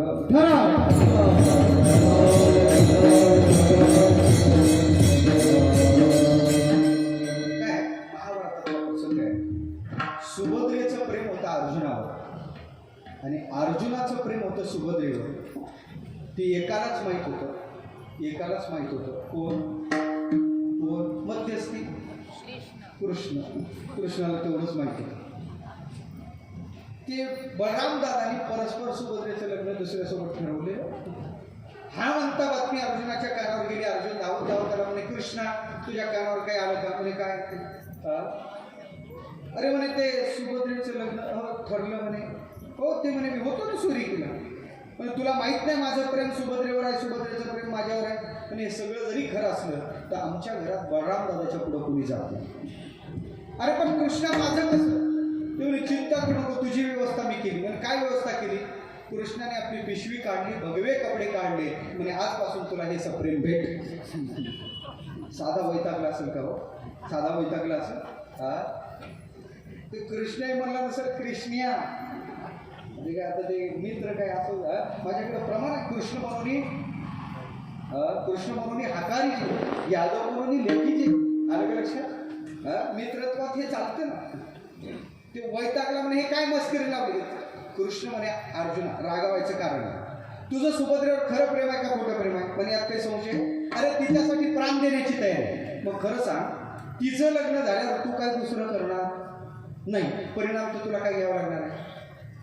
संन्यास घ्यावा लागणार. मग त्याची व्यवस्था नको का? पुणे भगवे कपडे आता साधा बळी चांगला असेल का? आणि अर्जुना तेवढंच नाही, आणखीन भरपूर साहित्य आणलं. दाढी जटा लवकर वाढणार नाही, पण मार्केटमधून पांढरी दाढी पांढऱ्या जटा विकत आणल्या. ती त्याला काढून दिल्या, भस्माचा कडा दिला, विभूती दिली, गळ्यात रुद्राक्षाची माळा, हातात रुद्राक्षाची माळा. ते अर्जुन वैतागला, चिडून बाहेर निघाला. चा बाबा तुझी माझी गट्टी निघलो. अर्जुन जसा बाहेर पडला, कृष्ण म्हणे अर्जुना तुला मस्करी कळत नाही काय? मस्करी कळत नाही? अरे तुझी झाली तट्टा, पण आमचा झाला जीव. अरे अर्जुना मी तुला काय ओरिजिनल संन्याशी थोडी व्हायला सांगतो. मग फक्त कपडे तर घाल. यानं काय होईल म्हणे? यानं सगळं होईल, घालून तर पहा. ती त्याच्याकडे पाहतच राहील. म्हणे कृष्णा तुम्हाला फसवणार तर नाही ना? तुझा माझ्यावर विश्वास नाही का?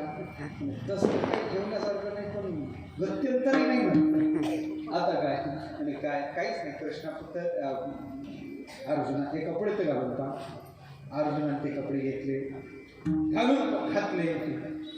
घातल्यानंतर ते जाडी जटा लावायला दिल्या, त्रिपुंड लावलं, भस्म लावलं, गळ्यात रुद्राक्षाची माळा, हातात रुद्राक्षाची माळा. आता अर्जुन कोणाला चौक येत नव्हता. आणि आता काय नाही, काहीच नाही. ते वटवृक्ष आहे ना तिकडं, त्या वटवृक्षाकडे जाऊन फक्त जप करत बसायचं. अरे पण तिकडं सुभद्रेचं लग्न. अरे चिंतन कर ना, चिंता कशाला करतो? अवघे होती लाभे काय चिंतन? लोक चिंतन करत नाही, चिंता करत बसतात. चिंतन कर. कृष्णा तुम्हाला फसवणार तर नाही? माझ्यावर नाही विश्वास? मी तुझा मित्र आहे. आणि मग महाराज तो बसला तिथं वटवृक्षाखाली जाऊन नालजप करत दिवसभर बसला. कोणी आलं, कोणी आलं. संध्याकाळी गुरुजीला फोन केला, हॅलो गुरुजी, कोणी आलं. गुरुजीला फोन केला, अरे म्हणे एकाच दिवशी थोडी होत असते पी हळद हो गुरु, एकाच दिवशी थोडी होते, उद्याही बसावं लागेल. म्हणजे बरं. दुसरा दिवस उजाडला. सकाळी संन्याशी बुवा तयार होऊन बसले, मालजप करत. चार दोघांनी पाहिलं, संन्याशी बुवा दिसतात. कुठून आले काय? दोघं तिघं म्हातारी माणसं आले, नमस्कार केला. बुवाजी जे महाराज की जय हो. म्हणे कहाँ से पधारे हे महाराज जी आप? हिमालयातून आल्यासारखं वाटत होतं ना ते. आम्ही हिंदी आधी पण भेलपाटे खाते. तुमच्याकडे हिंदी भाषा आधी तुमची मिक्सच आहे तशी काय कारण तुम्हाला तिकडे मराठीचे संस्कार आहेत आणि इकडले हिंदीचे मिक्स आहे. असंच बरोबर आहे महाराज आल्यापेक्षा. तशीच आमची हिंदी तशीच. काही विद्यार्थी घेऊन मी अयोध्येला गेलो. 3-4 हजार लोक होते आमच्यासोबत. एवढे लोक कोण? एकाने विचारलं कहाँ से पधारे आप कितने लोग? त्या विद्यार्थ्याला विचारलं कहाँ से पधारे आप कितने लोग? आता मराठी भाषेत होता. त्याने उत्तर दिला, हम एक दो आनंदी के, बाकी सब इकडले तिकडले.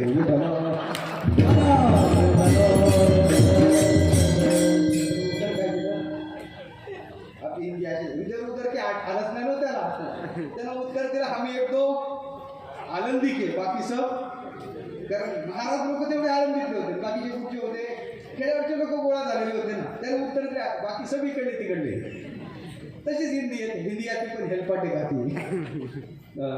झालं असं. त्या लोकांनी हात जोडले, महाराज जी, महाराज की जय हो. कहाँ से पधारे? मैंने वैसे तो हिमालय से पधारे. ने बाबा जी कोई ज्योतिष से जानते हो? क्यों नहीं? कारण अर्जुन कोणाला ओळखू येत नव्हता, पण अर्जुन सगळ्या गावाला ओळखत होता. इथंच पडून राहायचं. हात पुढं केल्याबरोबर त्यांनी त्याचं नाव, त्याच्या बापाचं नाव, त्याच्या आज्याचं नाव आणि कोणत्या बांधासाठी भांडणं कोर्टात चालली, कोणत्या धुऱ्यासाठी भांडणं कोर्टात आहे ते सांगितलं. ते पुढचे तर गारच झाले. खूप महाराज पाहिजे, असा महात्माच पाहिला. इतका पोहोचले ना. आपलं नाव, बापाचं नाव, आज्याचं नाव, भांडणं कोणती चालू आहे ते कोर्टात. आणि असंच आहे महाराज. सत्ती गेले भोळ्यावरील विकल्पाची चालू थोडी. एक कलियुगातलं वातावरणच तसं झालं. असं लोकांचा विश्वास बसला. अहो म्हणे असं झालं. महाराज आमचा हातपा, महाराज आमचा हातपा, महाराज आमचा हातपा. जे गर्दी वाढली महाराजांच्या दर्शन प्रवचन सोहळ्याची. बातमी आहे. बळराम दादाच्या कानावर आली म्हणे, दादा ही एकदा हात दाखवण्याची असा महात्माच पाहिला, असा अहो नावाचं भविष्य सांगतो असं पाहिलंच नाही. आणि असं म्हणल्यानंतर संध्याकाळी कृष्ण घरी आला. बळराम दादाने कृष्णाकडे पाहिलं. मी कृष्णा नाही काय दादा म्हणजे तुझ्या कानावर काही आलं का रे? म्हणजे काय असा कोणीतरी महात्मा आला, संन्यासी महात्मा आला, त्रिकालदर्शी आहे, हात पाहिल्याबरोबर ज्योतिष्य भविष्य दशाला कसं सांगतो. कृष्णाने आपल्या कानालाच हात लावला. म्हणजे दादा आपला विश्वास नाही. दीक्षा तर याचीच. दीक्षा कोणाची? यांची. काय म्हणतो आपला काही नाही विश्वास नाही. म्हणे अरे कृष्णा साधूच्या बाबतीत असं बोलू नाही, उद्या आपल्याला दर्शनाला जायचं म्हणे, दादा म्हणत असाल ते येतो पण आपला विश्वास नाही. दुसरा दिवस रात्रीच फोन गेला एकूण गुरुजीचा तिकडं, हॅलो ज्याच्यासाठी तुम्ही संन्यासी झाले कार्य प्रगती पथावर आहे, उद्या मी बलराम दादा आणि सुभद्रा आपल्या दर्शनाला येणार आहे. आल्यानंतर एक करा, प्रत्येकाला नाव घेऊन आशीर्वाद द्या. म्हणजे बर दुसरं असं आहे का प्रत्येकाला थोडं तरी ज्योतिष्य सांगा. म्हणजे नाव घेऊन आशीर्वाद देणं सोपं आहे. ज्योतिष्य काय सांगायचंय ते कॉमन पॉईंट असतात ज्योतिषाचे. सांगू का तुम्हाला? तुम्ही म्हणत असाल. पहिला पॉईंट तो सांगतो, तुमच्यासारखा सज्जन ग्रस्त या शहरात सुद्धा नाही, या गावात सुद्धा नाही. पहिला पॉईंट. दुसरा पॉईंट, तुम्ही सगळ्यासाठी करता पण तुमच्यासाठी कोणीच काही करत. 100% प्रत्येकाने असे कॉमन पॉईंट सांगितले गुरुजींना. दुसरा दिवस उजाडला. संन्यासी बुवा फक्त वाटेकडेच पाहत होता. वाट पाहे उभा व्यक्तीची आवडी. वाटेकडे लक्ष लावूनच होता. दुसरा दिवस उजाडला आणि उजाडल्यानंतर बलराम दादा सुभद्रा आणि कृष्ण दिसला. दिसल्यावर संन्याशाने डोळे लावले, माल चालू केली. बलराम दादा पुढे होते. पुढे असलेले बलराम दादा संन्याशाच्या जवळ आले, पायाला स्पर्श केला दर्शन घेण्यासाठी. स्पर्श केल्यावर डोळे लावून संन्याशाने आशीर्वाद दिला, आयुष्यवंत भव बाळा बलरामा, आयुष्यवंत भव. दादा 50% गार पडले. 50% खरंच पोहोचलेला आहे. इतक्या सकाळी आपलं नाव कोणी सांगितलं? परत संन्यासी समाधी अवस्थेत आहे, डोळे लावून आहे, डोळे लावून आपल्याला आशीर्वाद देतो. 50% दादा गार पडले, 50% विश्वास बसला. लगेच संन्याशाने डोळे उघडले, बलराम दादाकडे पाहिलं, बाळा बलरामा, सध्या तुझ्या चित्तात तुझ्या बहिणीच्या लग्नाचा विचार चालू आहे, पण आपण एक ठरवतो, दैव काही वेगळंच ठरवते. गुरुजीला वाटलं सगळा सातबारा ओपन करतो का काय? गुरुजीला असं केलं का ते गप. पुढचं गप झालं. सुभद्रा पुढे आली. सुभद्रेनं दर्शन घेतलं. संन्याशाने आशीर्वाद दिला. गुरुजी पुढे आले. गुरुजी कोण? कृष्ण. पुढे आला दर्शनासाठी. गुरुजी वाकले. वाकल्याबरोबर संन्याशाचा असा कापून कंप सुटला हातात. कारण त्याला माहित होता आपला सातबारा फक्त यालाच माहिती आहे. हात कापू लागला. कापता गुरुजीच्या लक्षात आलं, शिष्य घाबरला. गुरुजीनं पायाला चिमटा घेतला, दे आशीर्वाद. आणि संन्याशाने आशीर्वाद दिला, आयुष्यवंत भव बाळा कृष्णा, आयुष्यवंत भव. लगेच कृष्णाकडे पाहिलं, जरा ज्योतिषी सांगतो म्हणे. बलराम दादा सांगला, हा तुमचा लहाना भाऊ दिसतो आणि हा तुमच्या विरोधातच सदा सर्व काळ चालतो, तुमच्या विरोधातच फॉर्म करणारा दिसतो. म्हणजे बोलून गेल्यावर ते जास्त जर आमचा सातबारा ओपन करशील तर तुझ्या सातबारा आमच्या हातात आहे. संन्यासी गप झाला. बलराम दादांनी हात जोडून विनंती केली, म्हणजे संन्यासी बुवा एकच विनंती आहे, उद्या तेवढं प्रसादाला आमच्या घरी यावं. संन्यासी म्हणजे वैसे कहून किसी के घर में जाती नाही. गुरुजीला आपलं सगळं जुळून आलेलं बिघडवते का काय? गुरुजीनं मुख केलं, त्याला पुनवलेलं पाहिलं, घे निमंत्रण. म्हणे एवढाच आग्रह आहे तर काय हरकत नाही, पण सोहळ्यात जेवण पाहिजे. दुसरा दिवस उजाडला. वाजत गाजत संन्यासी बुवाला आणलं. संन्यासी बुवा जेवायला, पूजा पाठ झाली. संन्यासी बुवा जेवायला बसले. सोहळ्यात स्वयंपाक करून सुभद्रा जेवण वाढत होती. संन्यासी 4 दिवसापासून उपवासी होता. एकही वाढ बिचारा वापस जाऊ देत नव्हता. ती विचारात पडली, हा काय काळातून उठून आलेला संन्यासी आहे का काय? वाढत होते आणि वाढता बिचाऱ्याने कडी वाढली. आणि तिला वाटलं संन्यासी त्रिकालदर्शी आहे, सगळं याला ज्योतिष्य कळते, आपल्या जवळ आहे, कोणी इथं नाही तर आपल्या आतलं विचारावं का? पण हात जोडून सुभद्रा उभी राहिली. म्हणजे संन्यासी बुवा कोणालाच सांगत नसाल तर एक विचारू का? म्हणे काय? म्हणे माझं प्रेम अर्जुनावर आहे आणि अर्जुनाचं प्रेम माझ्यावर आहे, पण 1 महिना झाला अर्जुनाचा काही पत्ता लागत नाही. मोबाईलही लावण्याचा प्रयत्न केला पण नॉट रिचेबल सांगत आहे. तेवढा अर्जुनाचा पत्ता सांगता का संन्याशाने कढी पिण्यासाठी वाटी उचलली, वाटी तशीच आली नाही, तिने अर्धी दाढी खाली आली. जशी अर्धी दाढी खाली आली मग यानं तिच्याकडे पाहिलं, ती याच्याकडे पाहते, यांना कुठं पाहिल्यासारखं मग तिनं विचार केला हे तर आपलं सोंग दिसते. तिने अहो हे कसं म्हणजे गुरुजीनं काही काही संन्यास दिला, मी तरी काय करू? तिने आता माझं कसं? म्हणजे चिंता करू नको, फक्त कपडे संन्याशाचे दिले, आणखी कान फुकायचे बाकी. आता काय? मागच्या दाराला रथुबाई चटकन चला, सुभद्रेचा हात पकडला, रथात बसले, रथ निघला. जाता जाता जाता जाता त्या द्वारपाळाने पाहिलं, धावत दादाकडे आले, दादा घात झाला. संन्याशाने सुभद्रेला नेलं. पण हे ऐकल्याबरोबर कृष्ण तिथंच होता. म्हणे कृष्णा तुझ्या कानावर काही आलं का? बलराम दादा. कृष्ण म्हणे दादा आपण आधीच सांगितलं होतं आपला विश्वास. सूत्र तर इथूनच, आपला विश्वास नाही. अरे पण कृष्ण आपली बहिणी आणायला गेलं पाहिजे. म्हणे दादा तसं नाही, अविचारानं निघू नका, सैन्य तयार करा. दादाला सैन्य तयार करायला पाठवलं आणि तेवढ्या तिकडं फोन केला, हॅलो आम्ही येत आहे. सुभद्रेला घोड्याचं संचलन चांगलं जमते, रथ चांगला सुभद्रा चालवते, रथ चालवायला सुभद्रेला बसवा, हातात धनुष्य घेऊन फक्त रथात उभे राहा, मारू मात्र नका. कोण तिकडे गेला, सैन्यासही पाठोपाठी गेले. कृष्णाने पाहिलं, पुढं समोरासमोर दिसत होता, समोर धावणारा रथ पाहिला, सुभद्रा रथ चालवते हे पाहिल्यावर कृष्णाने पुढं पाहिलं. बलराम दादाला सांगितलं, दादा जरा पुढं पहा. दादा म्हणजे पुढं काय पाहिजे? अरे ते संन्याशी सुभद्रेला घेऊन जात आहे, पुढं काय पाहिजे? ते कृष्ण म्हणे दादा तसं नाही, जरा डोळे चोळून चष्मा लावून पहा. दादा डोळे चोळले, चष्मा लावून दादा पाहू लागले. दादाला काय दिसलं? कोण रथ चालवतो? मग रथात बसलेला घेऊन जात असतो का रथ चालवणारा घेऊन जात असतो? काय तुमच्याकडे मत काय? मग रथ कोण चालवत होतं? सुभद्रा. मग कोण कोणाला घेऊन जात होतं? संन्याशी सुभद्रेला घेऊन जात होता का सुभद्रा संन्याशाला घेऊन जात होती? साहजिक आहे ना, सुभद्रा चालवत होती. मग कृष्ण म्हणे दादा संन्याशाने सुभद्रेला नेलं नाही, सुभद्रेनं संन्याशाला नेलं. पाहतोय हे पाहिल्यावर मग दादा म्हणू लागले की असं का वागत आहे? मग ते कृष्ण म्हणे दादा थोडं माझ्या लक्षात येतं. म्हणजे काय लक्षात येत आहे? नाही दादा माझ्या कानावर असं होतं, सुभद्रेचं प्रेम अर्जुनावर आहे आणि अर्जुनाचं प्रेम सुभद्रेवर आहे, हे माझ्या कानावर आहे. म्हणजे किसण्या किती दिवसापासून तुझ्या कानावर आहे? नाही दादा खूप दिवसापासून. म्हणजे अर्जुन तुझा शिष्य आहे ना? म्हणे हो. म्हणे मी शक्य बोला. आणि मग मला सगळं तुला थोडं लक्षात आलं, मला सगळंच लक्षात आलं. त्याच्यामध्ये तुझीच मध्यस्थी असली पाहिजे, बोलावं त्यांना. हे तुम्हाला का सांगितलं नाही? म्हणे दादा तसं तुम्ही ऐकलं नसतं म्हणूनच तुम्हाला सांगितलं नाही. म्हणे बोलावं त्यांना. बोलावं. महाराज दोघांचं लग्न लागलं, माझा दृष्टांत संपला. का सांगितलं तुम्ही? अभंगाला महत्वाचं आहे. अभंगात काय महत्वाचं आहे? एक दिवस युद्धभूमी चालू आहे आणि युद्धभूमीत देवाला लहर आली.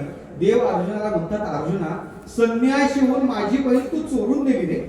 संन्याशी होऊन माझी बहीण तू चोरून नेली. माझ्या चित्तात तुझ्याविषयी विकल्प यायला पाहिजे होता. 11व्या अध्यायात ओवी आहे, 10-11 आहे. संन्याशी होऊन त्वा जनी चोरून नेली माझी भगिनी, विकल्प नपजे म्हणे का मी तू दोन्ही स्वरूपे, माझं तुझं स्वरूप एक आहे. म्हणजे देवाला मान्य आहे, संताचं आणि देवाचं स्वरूप एक आहे. म्हणजे स्वरूपता त्यांच्या ताब्यात आहे. म्हणजेच देव ते संत, देव ते संत विठोबा.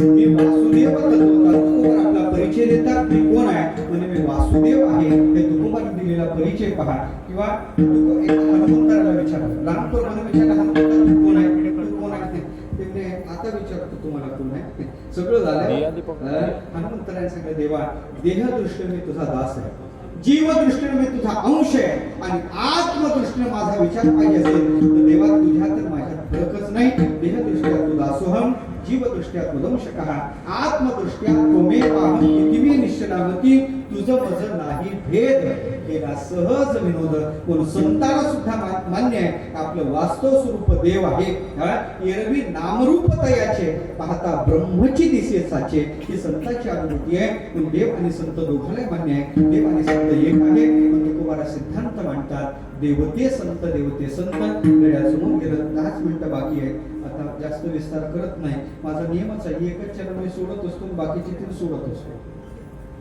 एक चरण सोडतो बाकीचे मी सोडतो नियमानुसार मी चालतो मी काही पुढे जात नाही पण खऱ्या अर्थाने एकाच चरणाचा भाव पाहू देव आणि संत एक आहे पण ही मूर्त्या वेगळ्या आहेत ते निमित्त मात्र आहे उपहिताचं ऐक्य झालं का उपाधी नाममात्र बाजूला पडते उपाधीचा अभेद कधी होतच नाही उपाधी टाकायचीच असते भागत्याग लक्षणे वाचार्थाचा त्यागच आहे लक्षार्थाचंच ग्रहण आहे तत्पदाचं वाच्य लक्ष्य तत्पदाचं खऱ्या अर्थानं पाहायचं झालं तर तत्पदाचं लक्ष्य काय ब्रह्म आहे तत्पदाचं वाच्य ईश्वर आहे तो पदाचं लक्ष्य आहे कुठस्थ आणि तो पदाचं वाच्य आहे जीव त्याचा त्याग करायचा लक्षार्थाचं ग्रहण करायचं लक्षार्थाचं ग्रहण केलं पाहिजे तशाच प्रकारचा देव संताचा विचार केला तर उपाधीचं ग्रहण करायचं नाही उपाधी म्हणजे संत नाही तुकोबाराला विचारा तुकोबारा ते सांगतात तुका म्हणे तुम्ही ऐकावं मात आम्ही तर महात्म देह म्हणे संत म्हणजे देह नाही देवाला कालाचा परिच्छेद नाही न व्यापित्वा देशतांता नित्यत्वा नापी कालतः न वस्तुतोपी सर्वात्म्या दानंत्यम ब्रह्मणी त्रिधा तिन्ही दृष्टीने परमात्मा अनंत आहे परमात्म्याला देश परिच्छेद नाही परमात्म्याला काल परिच्छेद नाही आणि परमात्म्याला वस्तू परिच्छेद नाही आता तिकडे जात नाही रात्रीचे चिंतन सांगण्यासारखं नाही लक्षात देवाला हे तिन्ही परिच्छेद नाही देवाला काल परिच्छेद नाही तसा साधूलाही काल परिच्छेद नाही देव काल होता देव आज आहे देव उद्या राहणार आहे संत काल होते संत आज आहेत आणि संत उद्या राहणार आहे मी गेल्या वर्षी तुम्हाला सांगून आलो आपलं मुलं 1 वर्ष सुद्धा वर्ष श्राद्ध करतील का नाही संशय आहे आणि 26 वर्ष झाले तरी बाबाची पुण्यतिथी आपण का करतो याचं कारण आहे ते कालाच्या सापेक्ष बनतच नाही मृत्यू त्यांचा ग्रास करण्यासाठी समर्थ होतच नाही पण ते स्थूल विग्रहाचा ग्रास करेल पण साधू जे संत शब्दात सत धातू आहे आणि सत तेच आहे का जे कधी मरत नाही त्याला सत म्हणतात आणि असे संत आहे परमात्मा सत स्वरूप आहे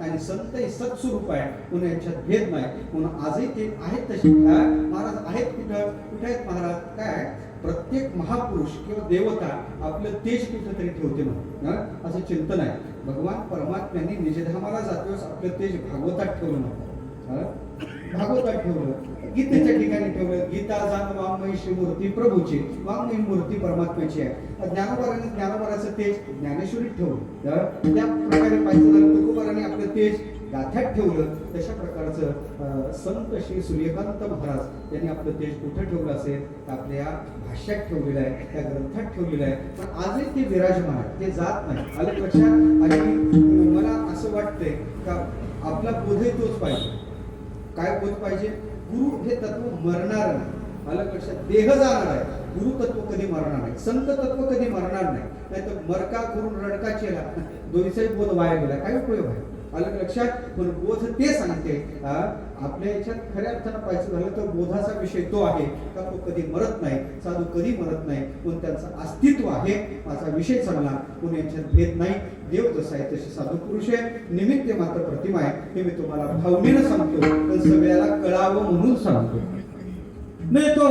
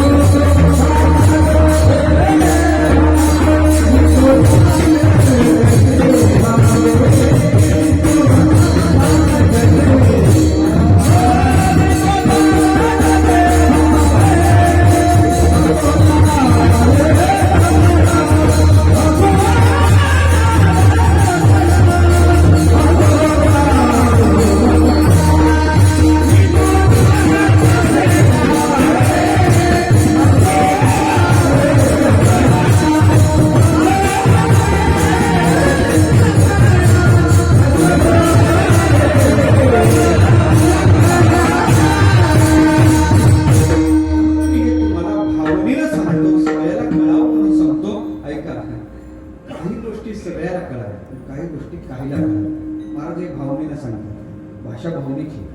भावनेची भाषा वेगळी, ज्ञानाची भाषा वेगळी. ज्ञानाची भाषा गुरुजी वापरतात, भावनेची भाषा आई वापरतात.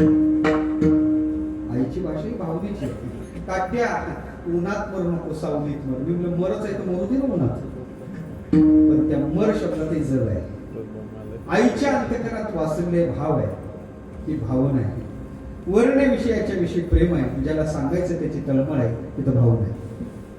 तुम्हाला संत कळावेत ही तुकोबराची तळमळ आहे, पण तुकोबर म्हणतात मी तो सांगतच नाही भावे, मी तुम्हाला भावनेनं सांगतो. आसोट हवे सगळ्याला कळावं मी सांगतो. काही गोष्टी सगळ्याला कळाव्या देवा आणि काही गोष्टी कायला कळाव्या. 9 गोष्टी रामायण सांगते, 9 गोष्टी करूच नाही म्हणते. शल्य करू नाही, वर्म करू नाही, 9 गोष्टीचं चिंतन नाही जात तिकडे. मी आता तिजोरीत आपल्याकडं कशाचे वांग, कपाशीचे आहे कपाशीचे वांग्याचे पैसे आले किती. आता कांदे वाढले 50 वर गेले. ऐकतो तुमची देता का आला का लक्षात? ऐका ना, हे जे आहे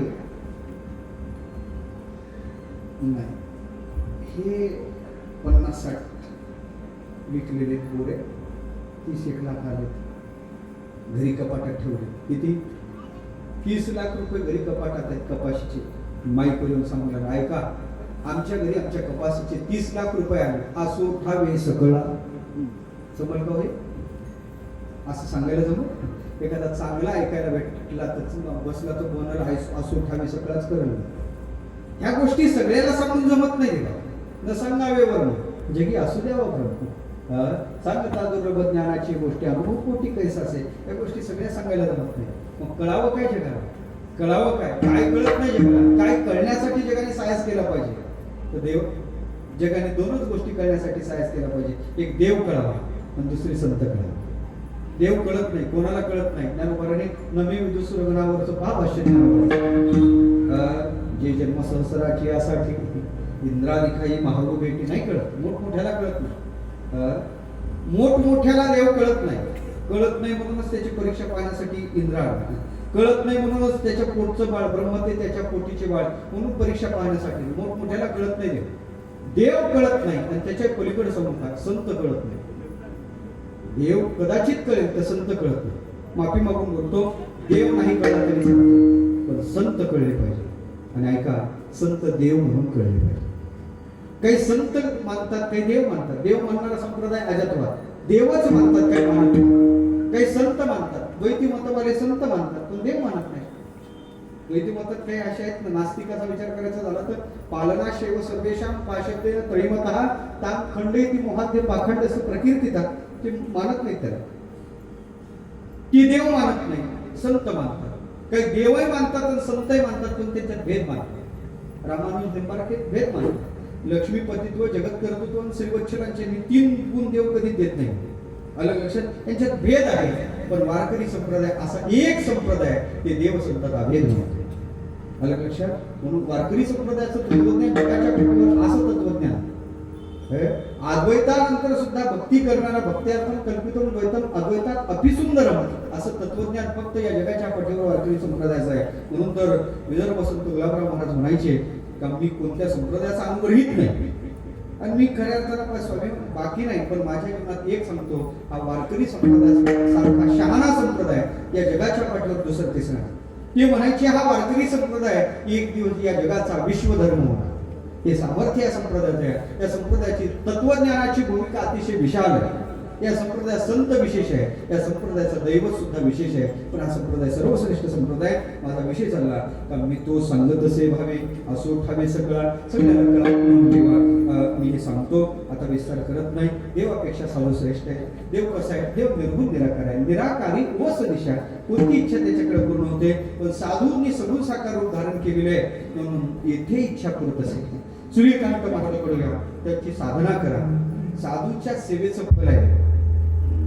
देवाकडे इच्छा केल्यानंतर त्या इच्छा फलद्रूप नाही. निराकारी व सेवेची इच्छा, ज्ञानाची इच्छा काय देवाकडे पूर्ण होते? त्याला देवाला भक्त व्हावं लागते, देवाला गुरु व्हावं लागते. ब्रह्मैव गुरुरूपेण अवतिष्ठते, तेव्हा ती इच्छा पूर्ण करू शकतो. देव या अवच्छेदकाने देव कधी इच्छा पूर्ण करू शकत नाही. त्याला गुरु व्हावं लागते. मला सांगायचं काय, म्हणून देव निर्गुण निराकार आहे, पण देवापेक्षा साधू श्रेष्ठ आहे. आणि शेवटी सांगू का, साधूची सेवा केली. आपण हे साधूची सेवा करत आहोत. गोड अशा प्रकारचं आयोजन आहे. मला सांगायचं काय, महाराजांचा ग्रंथ आपण प्रकाशित करत आहोत. धन्य आहे ते.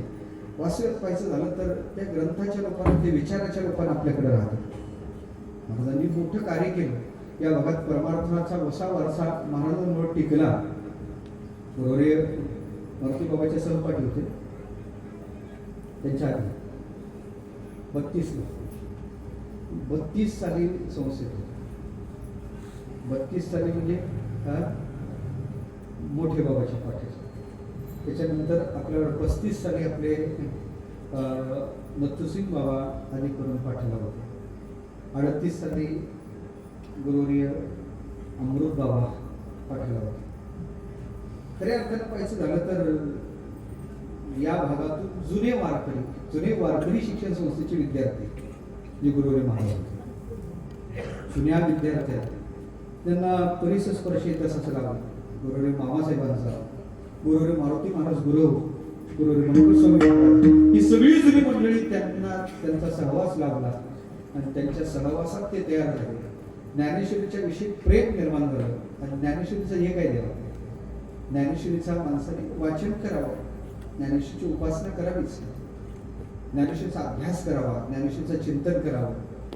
चिंतन ज्ञानेश्वरीचं, उपासना ज्ञानेश्वरी, आपलं खऱ्या अर्थानं पाठांतर ज्ञानेश्वरीचं, पण त्याच्यापेक्षा उपासना ज्ञानेश्वरीची.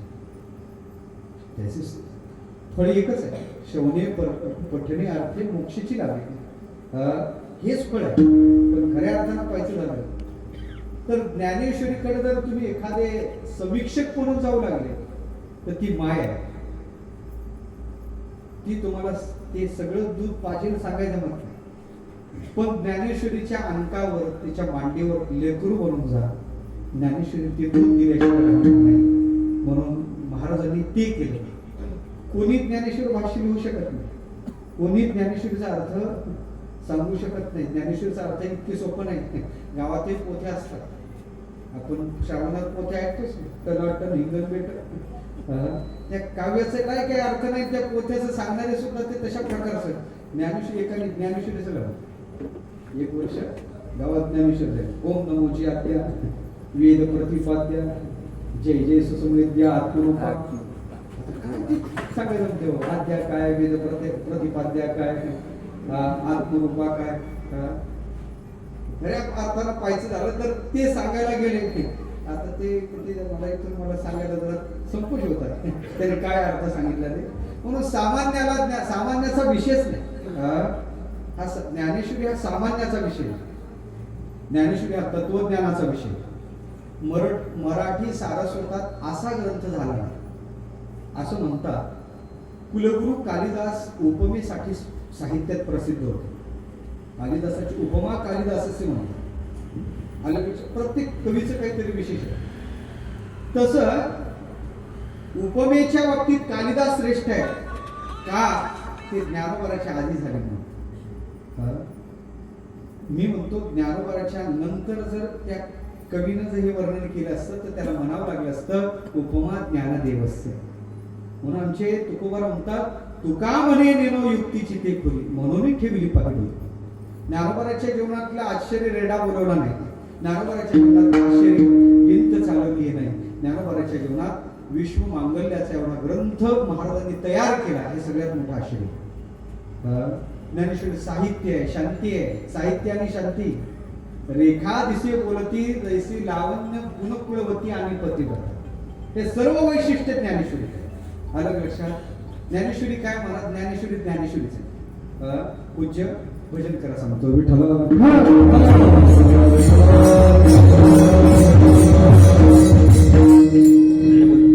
गेलो नाही सर, आता ते माझा विषय ज्ञानेश्वरी असल्यामुळे मला ते ज्ञानेश्वरी आवडल्या जात नाही. खऱ्या अर्थानं पाहायचं झालं तर ते वासुदेव शास्त्री अभ्यंकर प्रखंड पंडित काशीचे, एवढा समजून थांबतो. ते प्रखंड पंडित काशीचे की ज्ञानेश्वरी हातात घेऊन बसले. त्यांनी एकच ओळीचं चिंतन केलं. नंतर ती ज्ञानेश्वरी पाहिली आणि ते म्हणे माझ्या हातात ही ज्ञानेश्वरी जर आधी आली असते तर मी दुसऱ्या ग्रंथाच्या दुसऱ्या शास्त्राकडे गेलोच नसतो.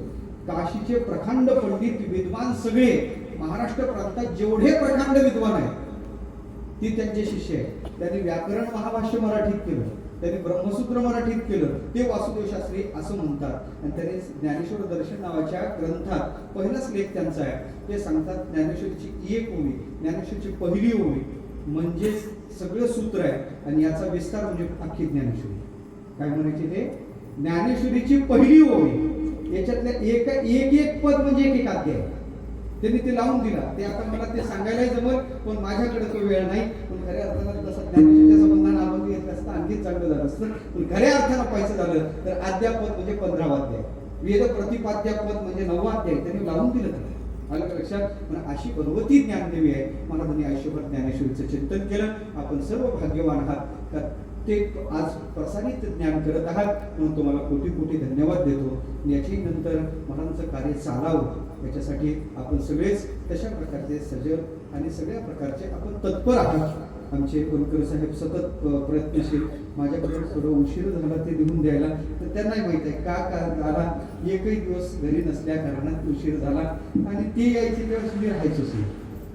सकाळी फक्त म्हणायला आळंदीत आम्ही आहे, पण आळंदीत आम्ही कधी सापडतच नाही. अशा प्रकारचं हे आहे. पण खऱ्या अर्थानं पाहायचं झालं तर वर्षापासून ते पाहिलं महाराजांचं, ते मी लिखाण पाहिलं. अतिशय दर्जेदार लिखाण महाराजांनी केलं. विशेष स्वरूपाचं भाष्य केलं. आणि तिने महाराजांच्या संकल्प आता हे झालं आणि पुढेही काही संकल्प महाराजांच्या संबंधाने आळंदीत सुद्धा महाराजांचं नाव राहावं म्हणून नागपूरकर धर्मशाळेत सुद्धा तिथे एक वास्तू उभी होत आहे. तिथे आपण आपलं मोठ्या सहकार्य करून महाराजांच्या नावाने एक हॉल तिथं व्हावा. या परिसरातली सुद्धा मंडळी तिथे गेल्यानंतर तिथे त्यांना आश्रय भेटावा. दुसरी विशेषता अशी आहे का आमच्या गावचे महाराज तिथे असावे. कुठं? आपलं सूर्यकांत महाराज डोंगरे फक्त मर्यादित एवढ्या भागापुरते, एका गावापुरते, एका भागापुरते नाही, तर आळंदीतले साधकाला माहीत असावं. तिथे गेल्यावर कोणीतरी हॉलवर नाव वाचून म्हणावं का हे पूर्ण होते. मग त्यांचं चरित्र आपल्याला तिथे त्यांचा फोटो असावा, तिथे त्यांच्या संबंधाने हॉल असावा. म्हणून आपण तेही कार्य हातात घेतच आहात. साहेबांनी मला सांगितलं, खूप आनंद वाटला. अशा प्रकारचं कार्य अशीच महाराजांची आपल्यावर कृपा व्हावी असं सद्भावना करतो. आता अभंगातले चरणांनी सांगितलं, एकच सोडतो बाकीचे सोडून देतो. म्हणून निराकारी व सदिशा येथे इच्छा पुरत असे. देवापेक्षा साधू श्रेष्ठ आहे. देव निर्गुण निराकार आहे. आणि ऐका, देव म्हणजे उधारमाल आहे आणि साधू म्हणजे नगदमाल. नगदमाल म्हणजे काय? देवाची सेवा या जन्मात करायची, पण पुढं कुठं तरी त्याचं फल भोगायचं.